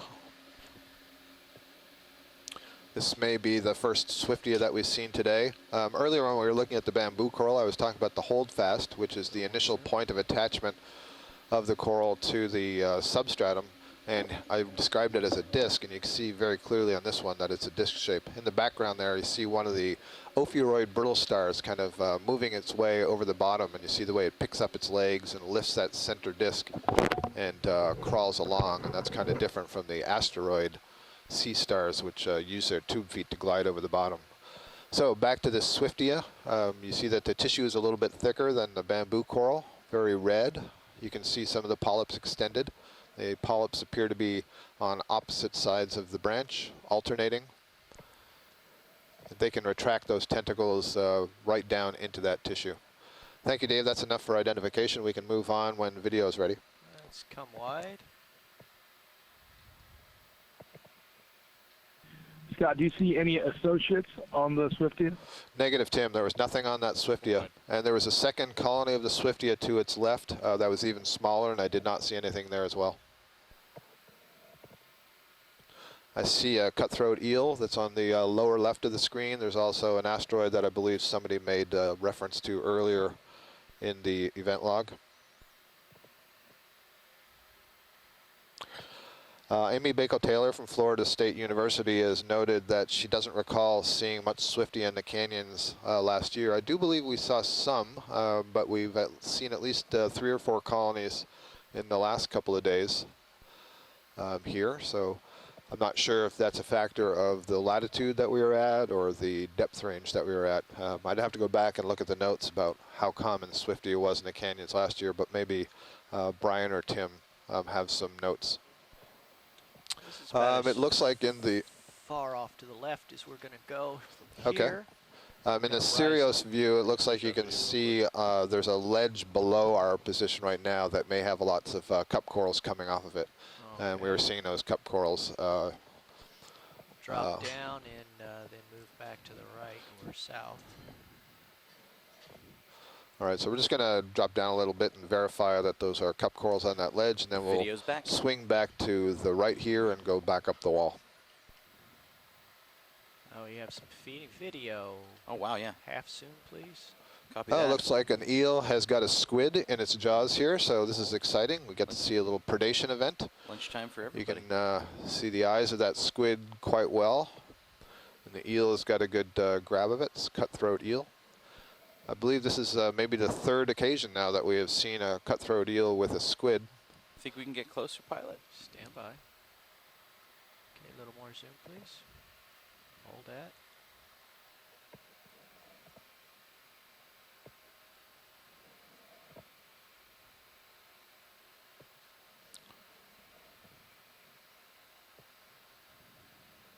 It's readjusting its grip on the squid. That squid is still alive. Okay, a little more zoom. Hold.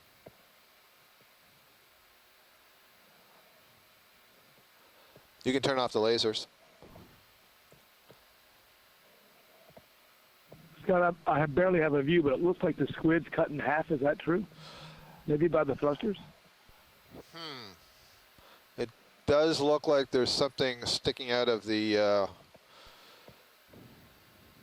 where the tail fin should be. I thought I saw it moving its arms. I thought it was still alive, but that's entirely possible, Tim. That's fantastic ROV work. Yeah, right now that eel was gripping it by one of the tentacles. And off it goes into the distance. Very nice. Looks like there might be a different kind of bamboo coral in the distance over on the wall there. Okay. We don't have Reset to go full back down to see that ledge. If those are the cup corals, I'm thinking it's the same ones that we were seeing below. You might So have Dave, you can seen it on the resume. way up. Yep. Okay, I'm going to come a little bit right. And let's see, there's a large fan here. I don't know if you saw that before. I don't believe we imaged it before. Yeah, this may be the same. Sorry, Brian, I cut you off. Go ahead. I think this was when I came in, actually. It seems pretty close, but it will. Yeah, I don't think we imaged this one before. Okay. In general, it might be good once we image this to come in at like half or 3/4 zoom and pan over the wall to see if we see any species we haven't seen before. Sure. Really see these interesting erosional features, so you must have some, now I'm speaking as a non-geologist, some of the harder rock and some of the softer rock being scoured out from underneath it. Just a little. As we come in, so this large fan is also going to be a bamboo coral. I can see that as we move in. It may be the Jasonisis type of bamboo coral. Up behind it, I see another Paramerissia yellow fan, and it has an ophiuroid in the center. In the foreground of this bamboo coral, there are a couple of cup corals, solitary cup corals. And I can't see from this point of view if they're the Giovanni type or the Desmophilum type.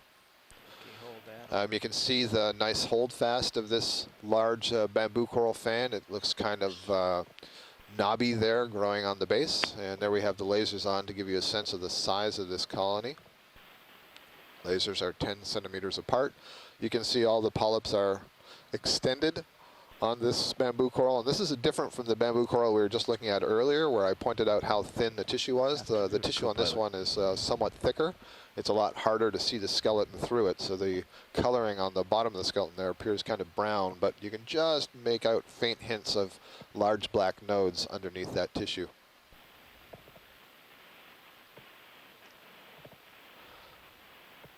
The bamboo coral family, Isididae, actually there's 4 different subfamilies within that family, and most of what we're seeing belongs to one subfamily called the Keratoisidinae. The Keratoisidinae are quite diverse and widespread throughout the deep sea all around the world. They're more or less restricted to depths greater than 200 meters, and they can go down deeper than 4,000 meters.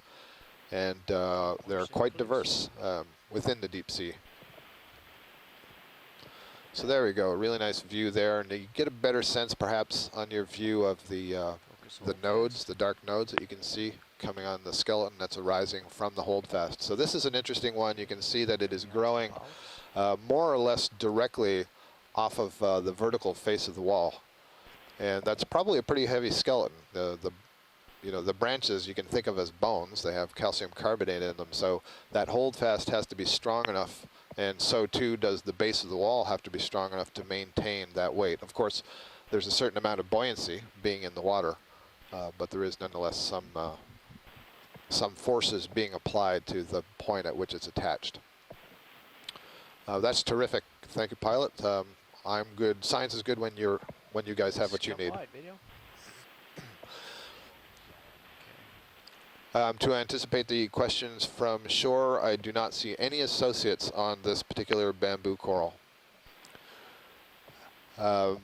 Hopefully we'll see some more of these from another angle, and I think what you'll find is on this particular one, the branches are arising from the dark nodes as opposed to the internodes. So we're peeking a little bit right, and then we're going to come back left. And Dave, what we'd kind of like to do is maybe a medium zoom as we pass over the wall here and pick things off as we go by, and then perhaps zoom in if we see something novel or it looks like it has a lot of associates on it. And so just here's a, go ahead. There's not much out this way. Yep. So the heading on the ROV right now is 128. Dave's kind of spinning it around to look more to the south, so looking towards the outflow of the canyon, looking down the canyon wall. And we're spinning back now, coming around to the eastern view, which is more or less straight up slope, turning to the left so that we're looking back more or less up towards the head of the canyon. Our depth is 1,228 meters. Well, this is definitely the favored side, looking northeast. Around the corner, so to speak, is highly favored by the corals. Right. It's interesting you say that, Dave. So this is something that we've been talking about in a little bit of detail, and we're basically on a curvature in the wall here, and it does appear to be that these corals are favoring this area where there's the curve to the wall. So it's not just about the steepness of the topography from bottom to top, but it's also about these different sort of shapes of the wall that may accelerate currents along them. And just as another reminder, these organisms that are living attached to the bottom are relying on the currents, the water currents, to carry the food to them. So it's really important for them to get into a place where the currents are strong enough that there's enough food being delivered per unit time, but not so strong that they get blown right off the wall. So you see all these bamboo corals here just below this ledge. These are a different species from that large fan that we were just looking at. I can't tell you why right now one would be settled above and all these other ones below. It would be a really interesting question for us to answer. Are the group of colonies that you see here all related to each other? So for example, we see one coral, the one we're just passing over right now, seems to be quite large, has lots of branches, but many of the others are somewhat smaller, have fewer branches. So it is possible that larvae have been released from one of these colonies and have settled nearby, so that these may all be offspring of the first colony. That's not something that we could know unless we were able to come back, collect some tissue specimens, and do some genetic analysis to see the relationship. But it is intriguing when you get to an area that has these high densities of corals. If you've been following on the dive, you see that we get to places where we don't see any corals, or maybe we see just one or two. So what are the factors and processes that are responsible for the higher densities when we see them? Yeah, or we could just come back to center and continue up. There could be a few different things sticking off the nose there to the left, right?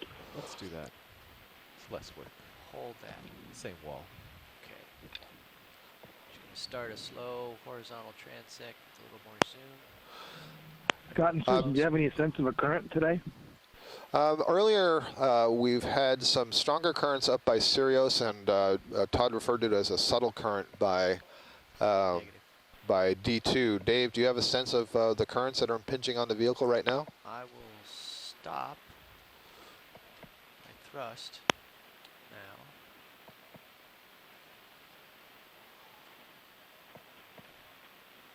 I'm being turned a little bit by my tether. We give this a little time here, but I'm continuing to move to my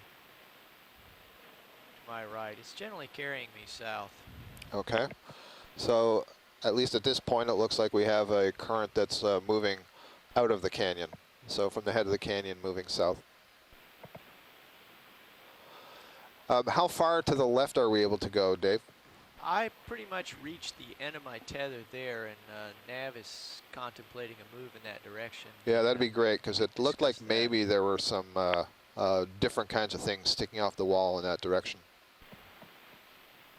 Okay, so 10 meters, I think north will roughly get us there. Yeah, I think I'm at the top of this feature here. I can go up and over, he can go around. Okay. Yeah. It's interesting as we look at the different species of coral, which ones have a lot of associates on their branches and which ones don't. So you see most of these bamboo corals don't seem to have anything crawling on them or living on their branches. It may be that that has something to do with the biochemicals that they're producing. It may be that it has something to do with the spiny nature of the sclerites that are associated with the polyps. 340. Very often, if some of the tissue has been removed, then that'll sort of create a settling point for larvae of other organisms, or for crinoids, barnacles, and so on to get a foothold. This is one of the questions that some of the scientists on shore are interested in exploring. What is it that determines when you see associates and when you don't, and what associates do you see? Bearing 340 degrees at 0.1 knots. We see a cutthroat eel swimming underneath this bamboo coral colony. Earlier, just a few moments ago, we saw one that had captured a squid.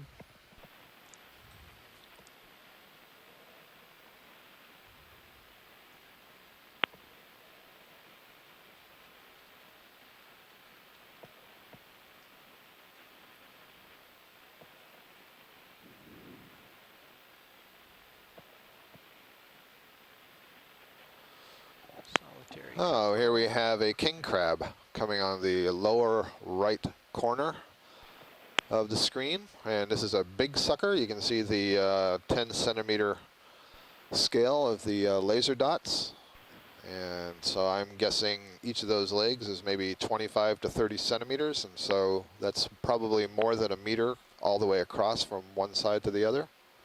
For this red crab, this may be a species of the genus Neolithodes. We did see a couple of these king crabs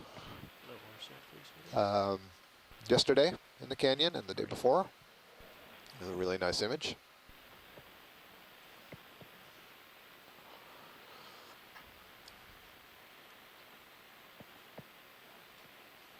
So a very large king crab climbing up the wall here at 1,235 meters depth in McMaster Canyon.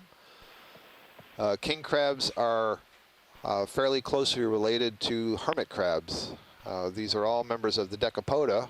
The Decapoda are so named because they have basically 10 legs, 5 pairs of legs, and if you can count here, you see on the right side there are only 4 legs visible. The 5th pair of legs is actually miniaturized and tucked up underneath the carapace. It's used to clean out the gills and so on. This is one of the clues that it's related to the hermit crabs, which also have reduced legs. I noted earlier when we saw one, those the 4th and 5th pairs of legs were reduced and help hold the shell. I believe there's an urchin tucked in just in front of that crab into one of those little burrow pits. That crab appears to be using its chela, its claws, to pick at the surface. You see that it picks and then it transfers its claw towards the mouth. So it's looking for small organic particles, possibly some worms and other things that it can come across. I'm happy to say that our geologist Susan is back in the control room after her lunch, and so if you have some geology questions, she's here. Tim Shank was interested earlier. There's a very white band, you know, that we have kind of like an overhang and almost looks like scooped out. Okay. Was that further down the cliff then? We're not too far above it. Okay. But I mean, you can see in the Sirius view, it seems like there's a series of them. Yeah, there's definitely some contrast and hardness here. Right, I went out on a limb before and said that it had almost like a brow, and then it came in, it kind of looked like it was scoured out there, and then went wider again. So does that suggest it's harder above and below and maybe softer in the center? Yeah, that's what it's looking like, although I think it's still chalk. The main lithology is still the same, but there could be contrasting levels of hardness within that layer. Yeah. So what would cause the different hardnesses? I imagine, I don't know, possibly greater packing of calcium carbonate. So it depends what's sort of lithifying it, or if there's any fluid moving through it. I guess that could help put material into the space between the grains of carbonate and help cement them a little bit more. That would be my best guess. Come up and look at this layering.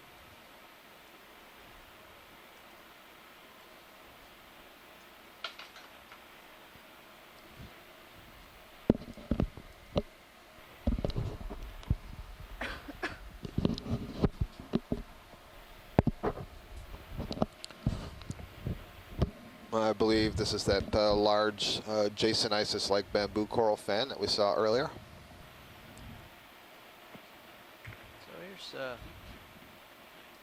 here's if you look in the Sirius view, we're looking at the band that is right midway in front of D2. It seems to be undercut. Aha, okay. Somewhat. I'm not looking on the screen. This looks similar to what we saw further down, I think just above the base of the wall. Again, we saw a white band where the layer above it was undercut, and we saw fine layering in it, and then just below there was sort of a rough contact, transitional contact where sediment was building up again, which makes that dark underlayer. If we can zoom in quickly, that would be interesting. Take a look at this just where it's undercut. And possibly some biology hiding under there too. Go ahead, Rich. Thank you, Rich.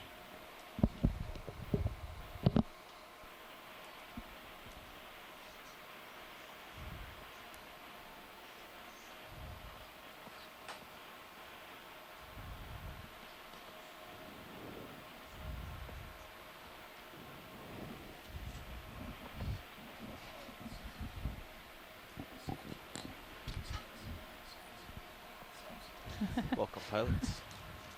Okay. So the ship just stopped moving. Sirius probably has a couple more minutes. All right, zooming in on the around. overhang here. Copy that. Layering not quite as clear as the previous area we had seen this pattern in, lower down on the cliff. Do we have any update from the bridge? Any squalls? No change in the I lithology. haven't heard of that. I It's can just a ask. continuous chalk wall. You heard the update 30 minutes ago. The barometer was 10. But interesting how laterally continuous So this is. 0.1 or Really something stretches like all that. the way around. 0.0. It only Yes, dropped potentially there 0.5 could over that have been hour. some current activity coming around this face and scouring out sort of that softer layer there. Jeff, do we have tether to move left?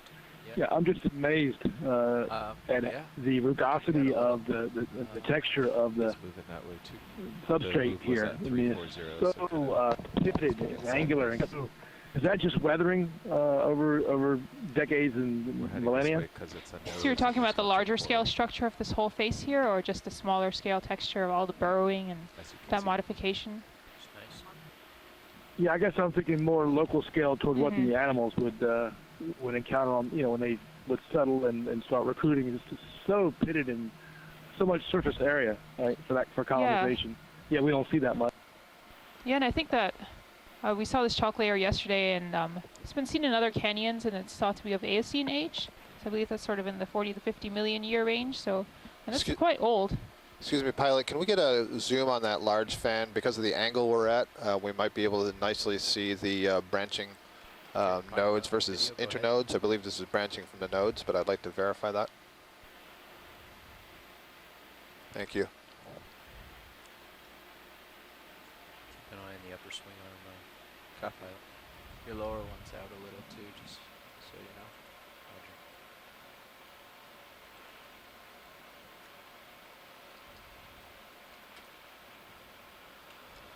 Where you see the main trunk rising from the wall, there's a branch that goes downwards. The first fork in that downward branch might be the best one to look at. I heard, okay, Scott. I'm going to spin the vehicle head right just a little bit.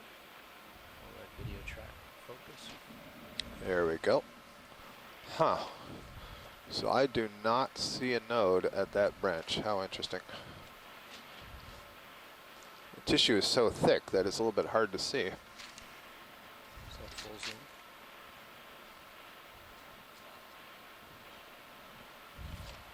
All right.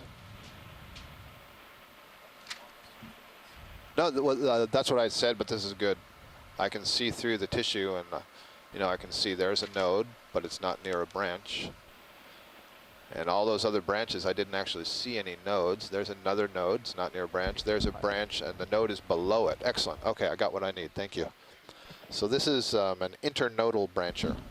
You can see just faintly through the tissue, the dark stripes. Those are the protein nodes. And Octa corals are divided up into different groups based on whether the branches arise from the protein node or from the calcium carbonate internode.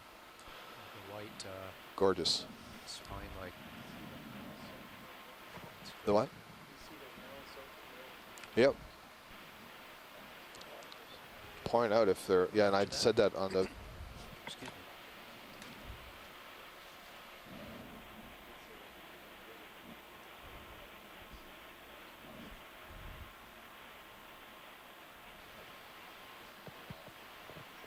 Video. Continue along. Right up the tether, Jeff. Yeah.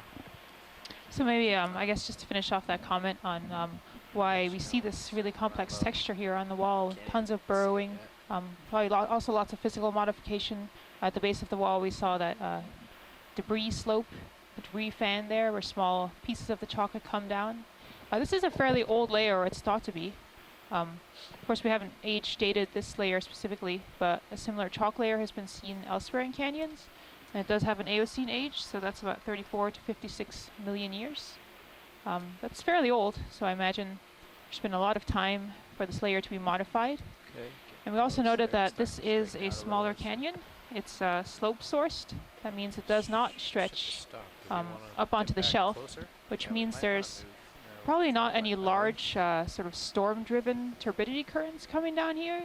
And so I don't think that there's any major or strong geologic forces modifying this cliff here. So I think it's just a factor of time.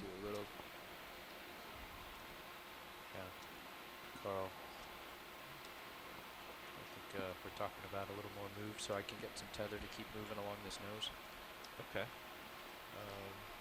How's your distance away now? Pretty good. We're really quite far away. Yeah, we're really stretched out. Yeah. So either north or a little bit east of north. Okay. Just to bring us in a little. 10 meters, like 020 or something. 10 at least. 020 would bring us in. Yeah. Yeah. Okay, so 10 meters Steer T0. Bring us in around us. Yeah. I think this is the one we imaged before that had the 2 cup corals with it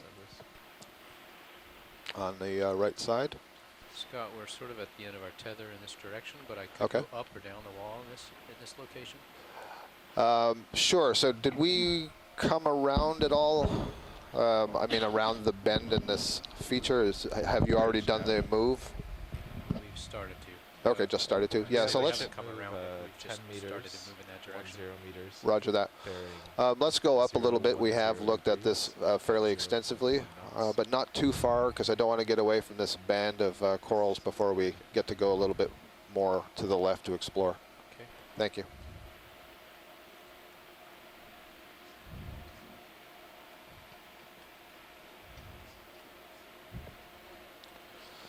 I think I see 1, 2, 3, 4 Paramercia sea fan colonies in this view here.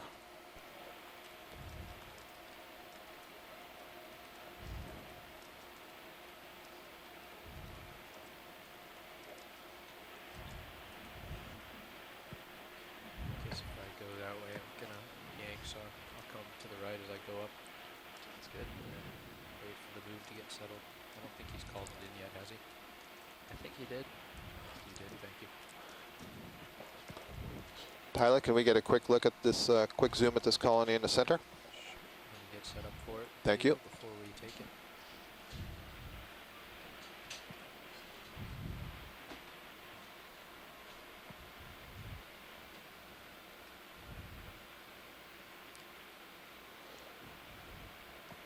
So on shore, in case you didn't hear all of that, we're still waiting for a bit of a ship move that will pull us a little bit further left on this wall. So in the time being, we're just moving upslope a little bit, see what else we can see in this area. Right now, D2 is pretty much at the end of its tether going to the left, so we're moving back a little bit towards the right. Thank you, Todd. That's good. We have another bamboo coral there, the same sparse branching type that we were seeing below. There's a little sponge at the base of it. Otherwise, see no associates or other fauna immediately visible on the substratum.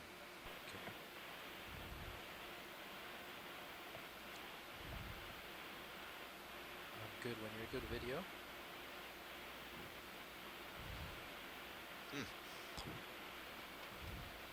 There sure was a lot of stuff living in that rock at one point. Yeah. It seems like. Yeah, definitely. I mean, boy, look, it's not smooth at all up there, is it? No, coming, yeah. And there's a little chute here coming down too. Yep. Although interestingly, it doesn't, well, it's a little hard to see, but there's slightly a white layer that cuts through the chute. It's probably sediment is making some areas darker. I think we may be getting towards the top of this wall-like feature. It looks like the slope is maybe dropped off quite a bit. Scott, as I can't really go up any further. We're running out of tether. Understood. So Thank you. Until we wait for the ship move, I can either hang out or we can go down a little ways. Sure. Let's explore something. Let's find something to look at. Something that catches your eye. Look at actually, Susan. Are you interested? It looks like this is bits of the slope Down here, there. and that one layer seems to be breaking off. It's a little bit darker. Yeah, I think that's another view of that layer that we came up over, where we zoomed in a little bit and saw the top. But let's take a look here because it does look a little bit more scraped off. Maybe we'll get a better cross section there. And it looks like there's perhaps a whole bunch of sponges that are growing on the left side of the screen there. I do see what looks like an unbranched whip just going off screen to the left. We'll check that out a little bit later, but that might be another bamboo coral. Yeah, that kind of looks like a slightly different composition there. Interesting, yeah, it's less burrowed. Yeah. It has more manganese staining on top of it. It really stands out. There's less burrows in there, although lithologically it still looks the same and it's still chalk under there. Okay. But there's something about the covering again. Maybe it's a hardness difference. See several of these white globose sponges and some orange sponges, some of the mucus strings that we were seeing a lot of yesterday, and we saw some of lower on this wall earlier today in the dive. And there's a little cup coral. That may be a Giovanni Cup Coral, and just above it to its right is a small urchin. Perhaps another Okeanos urchin. We've been seeing several of those on the walls. There's a second Giovanni Cup Coral above it. You can see the tentacles nicely extended on these cup corals. And you can also see what appear to be spokes or ridges. Those are what we call septa. They're actually skeletal plates that are in the skeleton, the cup itself, that the coral has deposited. And the shape and architecture of those plates are used in the taxonomy of describing these corals. Just on the top left of the screen, there's a dead coral, dead cup coral, and you can see there's no tissue in it, but you can really see those septa that I'm referring to, so those little plates that are in it. That's a nice view, thank you. So I think you'll find if you turn to your left, you're going to see a whip-like coral of a pretty good size. Yeah, I think you'll have to come out, zoom out, and go wide, and then just look to the left. I noticed it as we were coming in. There it is. Yep.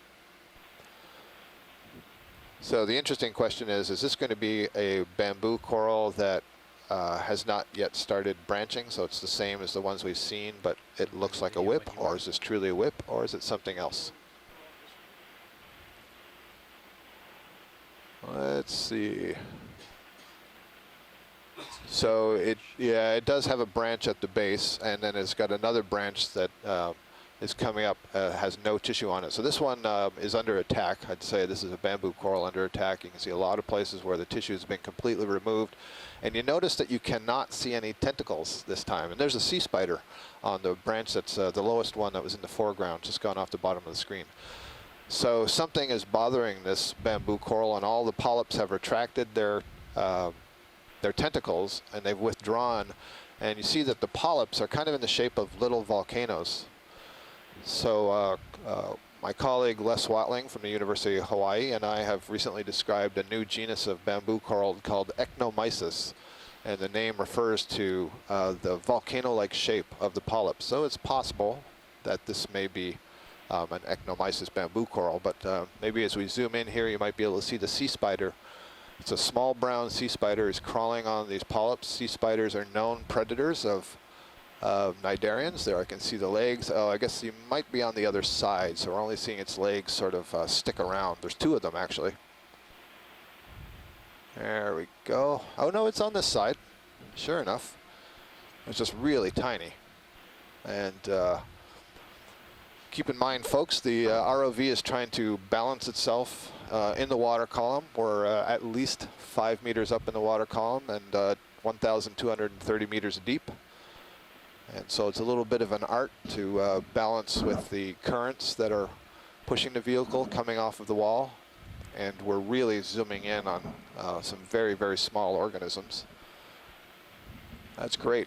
Another thing you can see here is with the polyps contracted, you can see the spines that would normally stick between the skeleton, between the tentacles of the polyp. And as that polyp retracts, all that's left is this crown of thorns surrounding the mouth. So it's a nice little defense system there, perhaps for something like this sea spider that's trying to get his proboscis stuck into the mouth of this coral in order to suck out the juices. So there we go, all kinds of predation taking place in the deep sea today. Must be around lunchtime. Thank you, pilot. That was a great video. Thank you.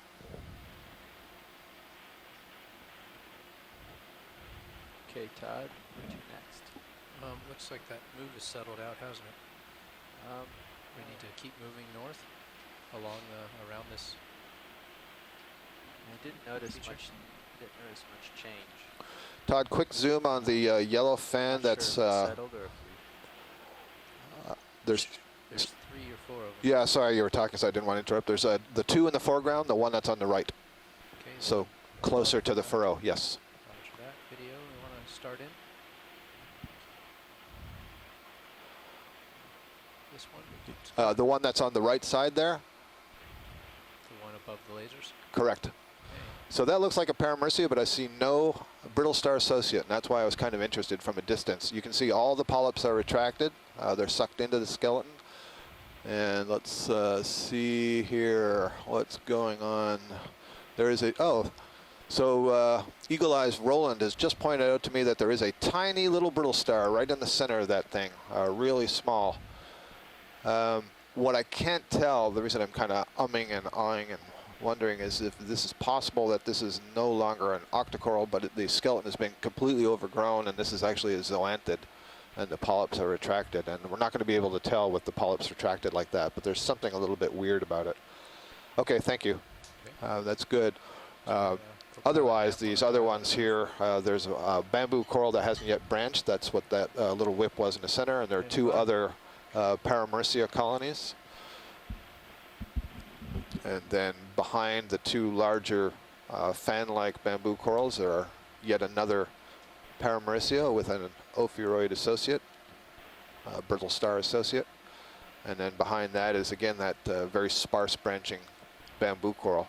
And even from this distance, you can see the difference in the fuzziness between the bamboo coral on the right and the one that's on the left that we're coming to. The first one that the lasers are just pointing over is more fuzzy. The back one looks a little smoother, so I'm guessing that the tentacles are withdrawn on the polyps in that back one, but the tentacles are extended on the one that we just passed.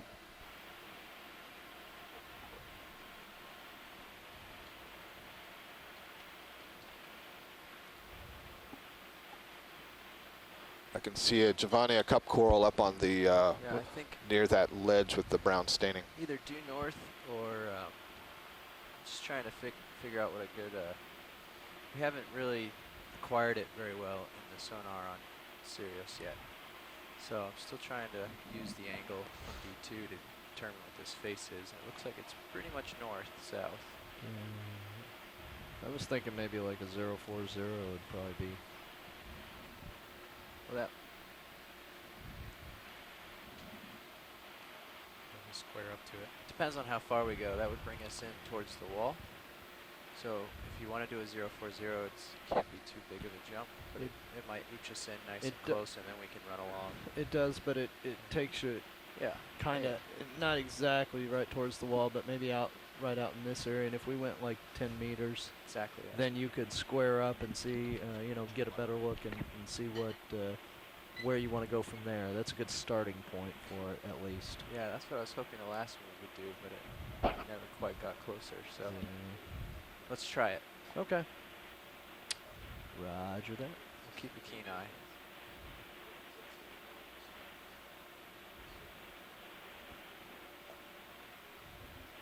Bridge RV now.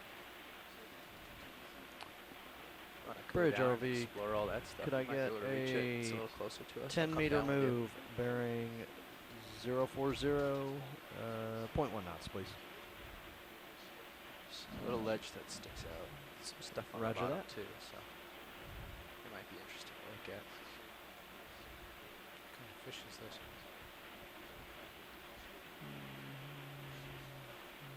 Rat tail? No, it's not. Body's too thick for that. Yeah, looks like there's a fish right here in the middle of the screen. And maybe we'll get an ID here from the shore-based scientists. Go ahead. This is a cusk eel, dichroline.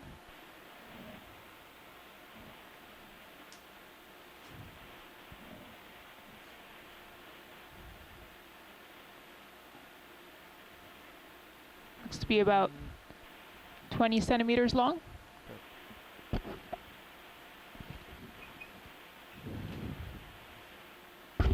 Oh.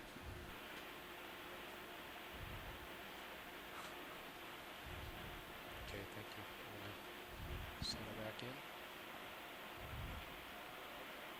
Okay.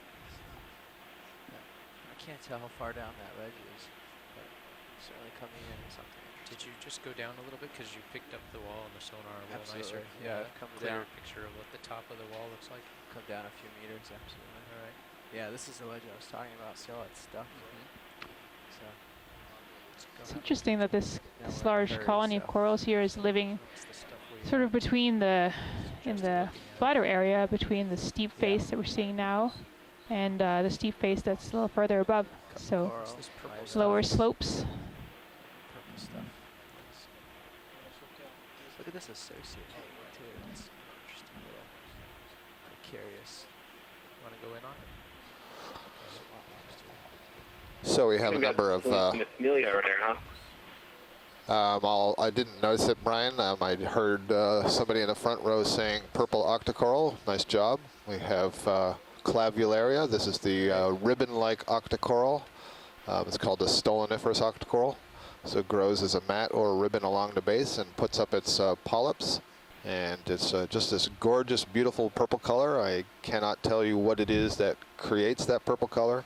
I can tell you that it is a pigment, meaning it's not part of the skeleton. It's actually in the tissue, such that when it's preserved, it will lose that color. Around it are a number of Desmophilum Cup Corals. Maybe if you could just look a little to the left, I think I may have seen a squat lobster tucked in there. There's also some small orange sponges. It was just below that cup coral that's under the laser now. And I see his claw. His claw is extending off of the smaller cup coral. There's two arms. I'm trying.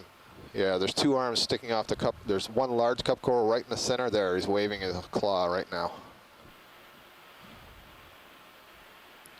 Push in just a little bit closer. And what else do we have here? There we go. I'm going to work it up.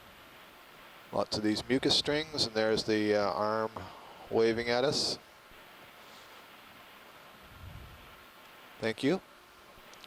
And I had a report that there may be some colonial stony coral here, Selenismilla, so we'll keep our eye out for that. Okay, can you come wide, video? Turn around a little here. Bunch of these, oh yeah, so there we go. Center, lower part of the screen, right in the center. I see there's a branching beige colored coral. And for shoreside, I can also see additional of these Selenismilla colonies to the right and the left. So there's at least 3 in the view right now. We can also see these linear arrangements of clumps of these Desmophilum and the Acesta. They're asking for an image right now of this straight in front of me. If you want to go ahead in for now, I'm happy to go in on a mollusk with you. Okay, getting close to this wall now, Todd. I'm getting too close, Jeff? Call it. All right, so this may be Selenismilla. That's a good image, and I can see there's probably a polychaete in there. I don't actually see the polychaete, but I see what looks to be the tube that is often deposited around that polychaete. We're inching our way that direction. Is the bridge move complete, or are they? Thank you. Looks like they've done a little bit of a roundabout. No, they have done a roundabout, but they're still working on it. We're not there yet. Jeff, you can see the ship overshot and they're coming back to the west. Yep, coming up. So you're asking me to come up? I'm up. I'm coming up. We got a little tether, but okay. Pretty soon we know where the top is. It's just a poke up, right? Yep. So I'm comfortable unless you tell me to pull the ripcord. Just for your reference. That's straight down there. Yeah. Really, it looks like everything's just growing in this band right here. Right, yeah, sorry, that's what I was saying when I got distracted describing something else. But yeah, so it's growing in a band, and I wonder, you know, is there a little bit of a ledge there? Looks like there's a little bit of an overhang.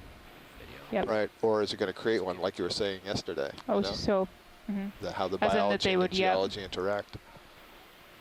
Give it another couple of million years. Yeah. Come back. So the mollusks that you guys are referring to, do you mean these bivalves, or did you see something like a snail or something? I guess we meant bivalves, right? So, yeah, looks like they're about there. yeah, so these are limid bivalves. Ship settling. I'm using the name Acesta. I haven't seen anybody really use that in the chat room, so maybe that's the incorrect genus name. There's a couple of very small anemones growing on the shell, as well as some serpulid polychaetes. These are the worms, the fan worms that build these little calcareous tubes. The nervousness when we start overshooting in toward the wall, right? Oh, I do. Okay. I do. Okay. I'm almost above it now at this point, so it's just a matter of. I think I'm up pretty What high. else do I see here? Whole Jumps variety out of worm 20. tubes. There's a sponge coming into view now. A couple of other smaller sponges.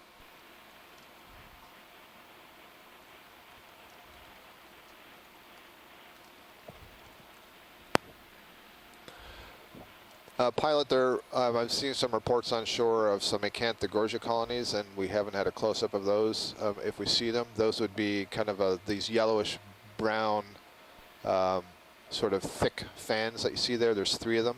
Okay, let me get reset. Absolutely. Are you full wide video? Thank you.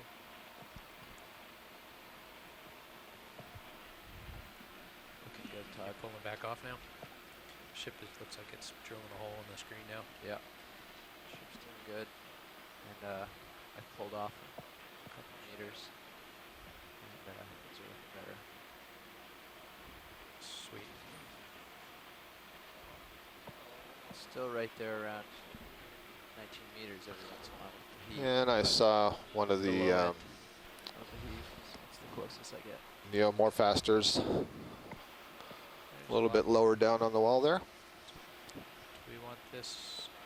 Yep, either Reg, one of those. Hey, can I get a current barometer, please? Go on in there, video. There's a little hydromedusa zipping through the screen. So we're zooming in on these Jeff, and then we'll swap out. Octa Corals, and sure enough, Shoreside was correct. This is a nice Roger clump that. right Thank you here. very So we much. have this yellowy coral that you're looking at. Come Soft down coral to is an 1.2. Acanthogorgia. We're It means still, spiny gorgia. You can see it has very thin polyps. All the polyps are extended. It has several ophiuroid brittle stars climbing through its branches. You can see they have these sort of orangey Interesting, the current is legs, changing very direction. spiny. Just at the base on the left side, there is another one of these stony coral colonies, Stoliniferous. You can see that's live. You can see the tentacles are a little bit harder to see. They're kind of transparent. They'd be greater in number than the polyps that are associated with the soft coral. Frame up all And then 3 the of these colors. purple that you see just above it is that other octocoral we referred to before, Clavularia. It doesn't produce a skeleton, so it's not growing up like a small bush or a small tree. Instead, it's growing like a ribbon right directly on the rock, Yep. or it could overgrow another existing skeleton. You're also seeing another cup coral there on the left side. That's a solitary coral. Hey, It's just basically got a a, giant polyp, and you can Updated see millbar. 2 We're arms down, of 1.2 squat in an lobster. hour. So there's now a squat down at lobster on the back of that 10.8. cup coral. 10.8, Roger. Winds are still really low. We're still hovering between 8 and 10 knots. It's still staying low. It's not here yet, but the barometer, the pressure's dropping. Okay. So just so you have that information. Sure of that. So pilot, given what I'm hearing is going on, I suggest we move upwards when you are in a safe position to do so. We are most certainly in a safe position to move upwards. Make it so, please. We can even move up at a little bit of a diagonal if you still want to get a little further left. Thank you, video. So again, it's very interesting. Susan just noted this a moment ago, how these acested bivalves, or these limid bivalves, seem to be oriented in these rows, these linear rows, instead of just sort of scattered all over the wall. So there's clearly something going on there. Yeah, there must be some hardness contrast here. And again, that has to do with sort of the packing density of the carbonate shells as they rain out of the seawater, out of the water column, and then are compacted into chalk or limestone.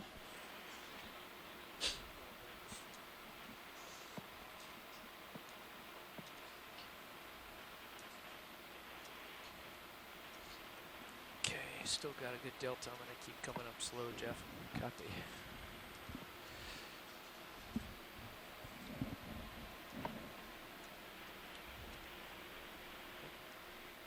Might be the same crab that Dave imaged earlier. Yeah. It's worked its way over here.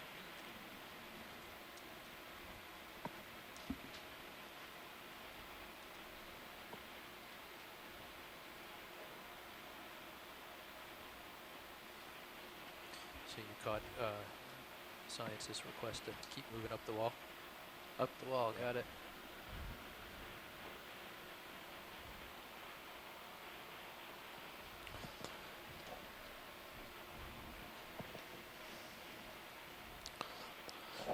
Much as it breaks my heart to leave the bamboo corals here, we must move on for the good of all. Seeing again this really striking ledge here. Yeah. Got an interesting erosion feature. So as I look in the Sirius camera, I see, you know, this looks like this feature that's sort of bowed out. Sort of And I bulged wonder, out. you know, can the currents, are they getting accelerated around there? And is that what's causing some of this feature as it moves up canyon or down canyon? That's what I was thinking, although I don't think there's so much evidence here for strong currents. So it's possible over long time periods that could get, I guess, smoothed out. Another possibility is that there was more mass wasting, and then the edges have just gotten smoothed out, so it doesn't look like a sharp piece has fallen off anymore. Can we get a quick zoom on the fish in the upper right corner, please? Absolutely. Thank you.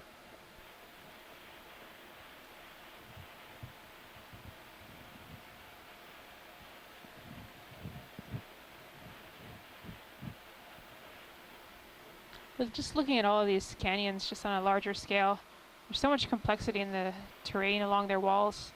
I imagine they were formed a long time ago with progressive landslides just clearing out these massive canyons. So it's hard to say exactly what would be modifying the sides, but probably major landslide movement in the past. So this looks like a kind of out of place flatfish. Looks like a witch flounder to me, and that's confirmed by Emily Duan on shore in Mystic. Typically we've been seeing these in muddy areas. They sort of nestle down into the sand and mud and cover themselves up a bit and are quite well camouflaged, but this one is sitting on this hard substrate that has very little sediment. I don't know enough about the biology of these fish to know if this is an unusual spot for it. It just strikes me as different from what we typically see. And that one looks to be about, what, 28 centimeters or so in length. Thank you for that view. Out video. See an ophiuroid brittle star next to the tail fin.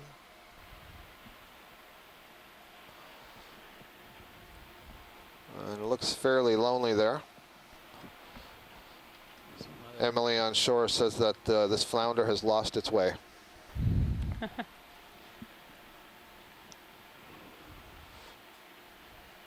So we're getting up to a depth of about 1,225 meters, and that's actually about 100 meters above where we started. So we're about 30 meters below the top of the cliff.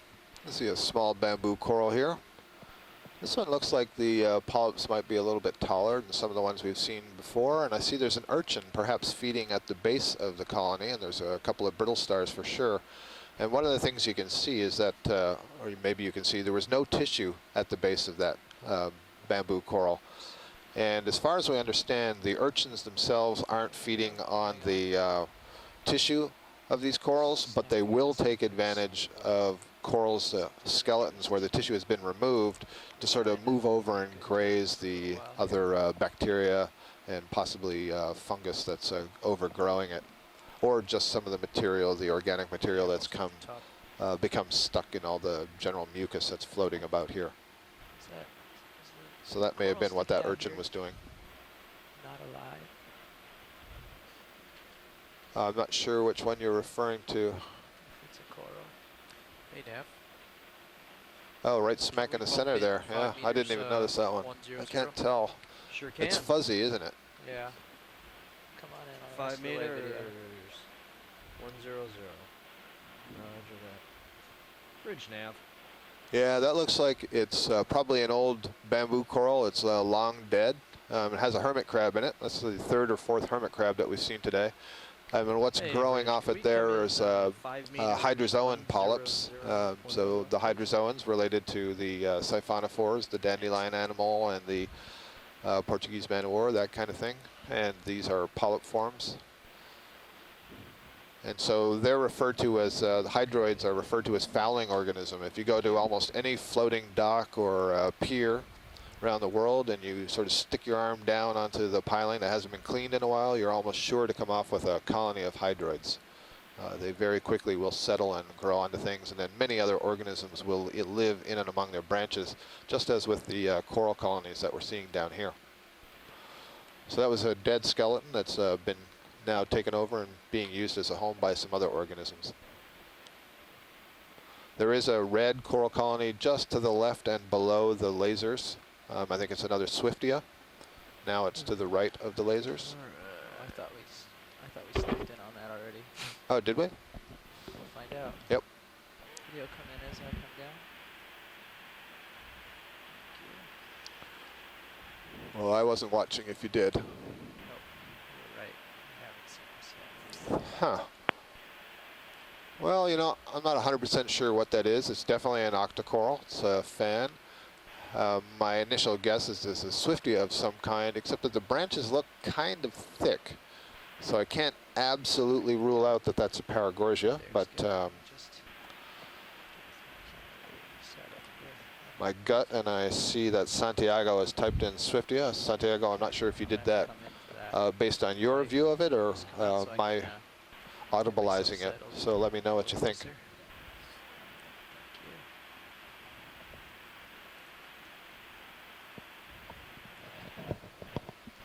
Looking quickly over in the Sirius view, I'm seeing another white layer above us. I think eventually we'll move up there, take a look at that. Looks interesting.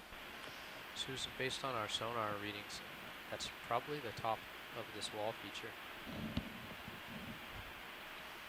Okay, video coming partial.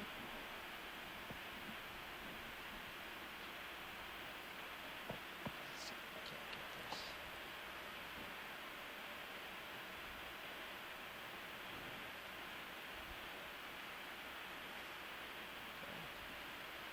Take it on there. Just so you know, we're almost there, Tom. Thanks, Nav.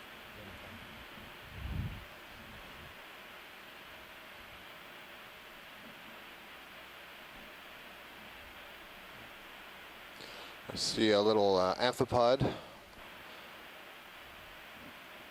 that's on one of these branches. Well, that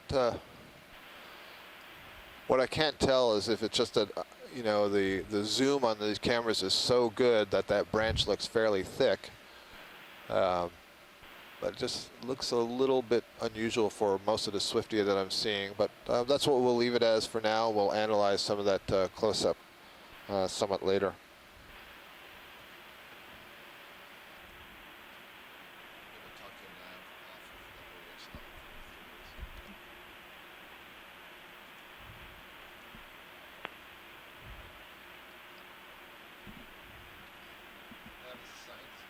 Jeff, we're Nav online. scooting in towards you a little.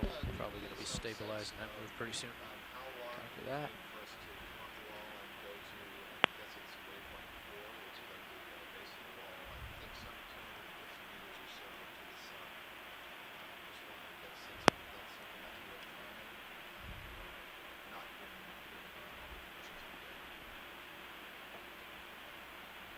Yeah, let me look into that real quick. Not a problem. Moving up this wall, anticipating seeing something interesting coming up above us, seen on the Sirius camera. Not sure if this is top of the cliff or just a really distinct. It's starting to look like a shelf of some sort. This is interesting.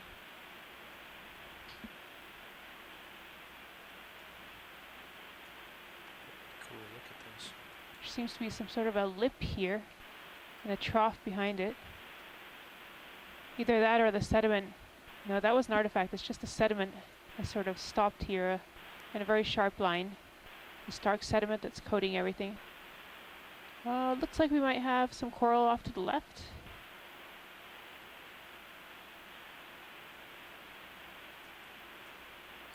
There. Your sonar seeing the top of this feature. Jeff, look at your sonar return. Yeah, copy that. That's definitely Yeah, let's see if we can take a look at that one.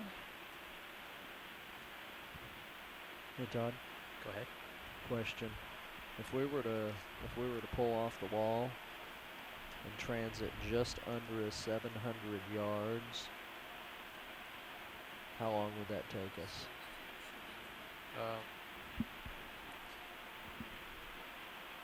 would say We could go at a half a knot. So, calculator. yeah, do you have that spreadsheet up on one of your screens? There's a little calculator for just a quick cheat sheet for doing transects.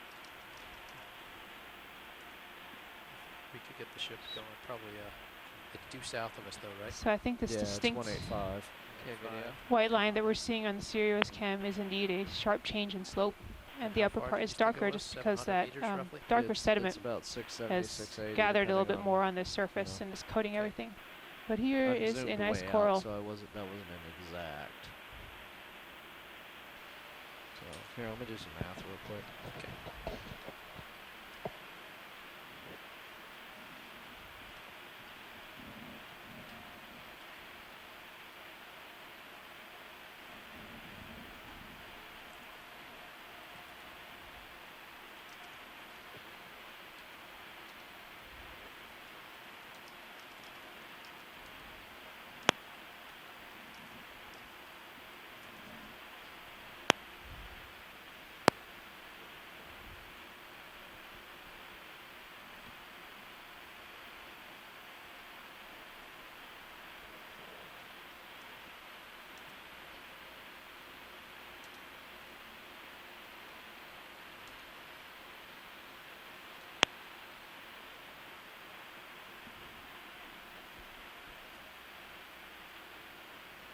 Okay.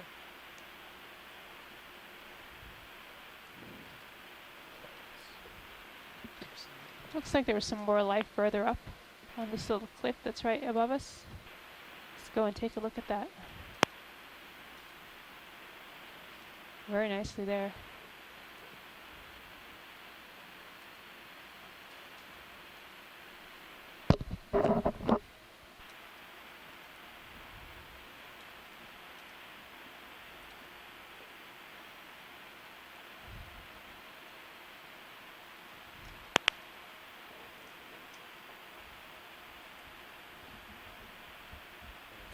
Give you a little more tether. I wonder if we want to bump forward another 5. Interesting that Jeff, there's such or a even sharp more. boundary here.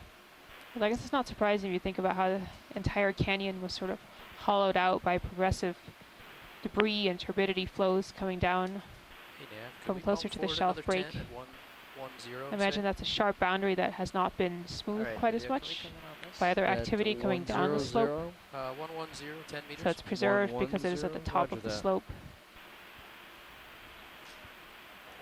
Bridge RV now. Hey, could we bump forward? Looks like there's a sponge growing 110. both 10 above meters, this please. little opening and below the bamboo coral that's growing off towards us. Oh, that's Thank true, you very yeah. much. Almost looks You like a can see little it. tube, I came down a little, Jeff. growing like a little tube It's more under leashed there. now. Copy that. But that's a young bamboo coral, maybe of the type that we saw earlier. I do believe there's one little branch that's only 2 polyps in length coming off the upper side of it. What's the red stuff, the pink stuff that I'm seeing underneath there? You think? Yeah, can you see it well? Oh, there, I'm sorry. I was looking at the pink in behind.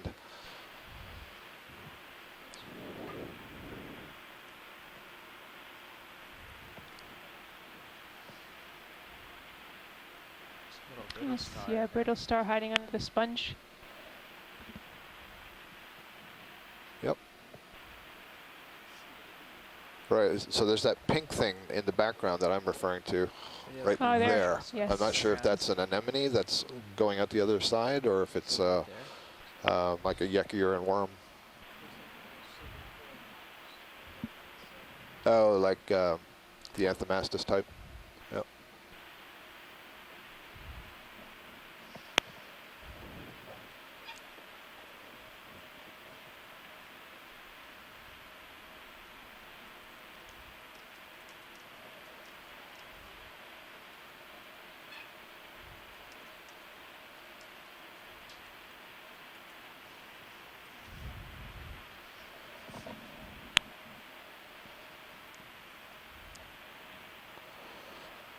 Nav, are you still doing a calculation for me to find out what it would take to get to that waypoint 4, I guess? Yes, I am, Scott. Okay, roger that. And just to make it even more complicated, after you do that, I'm going to give you a new set of coordinates, and to find out how long it would take to get to that point, it's actually intermediate. Roger that. Thank you. No problem.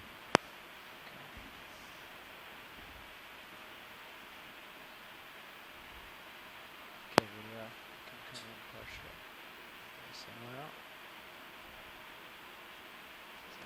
quite as stable, but hopefully we can figure out what this is.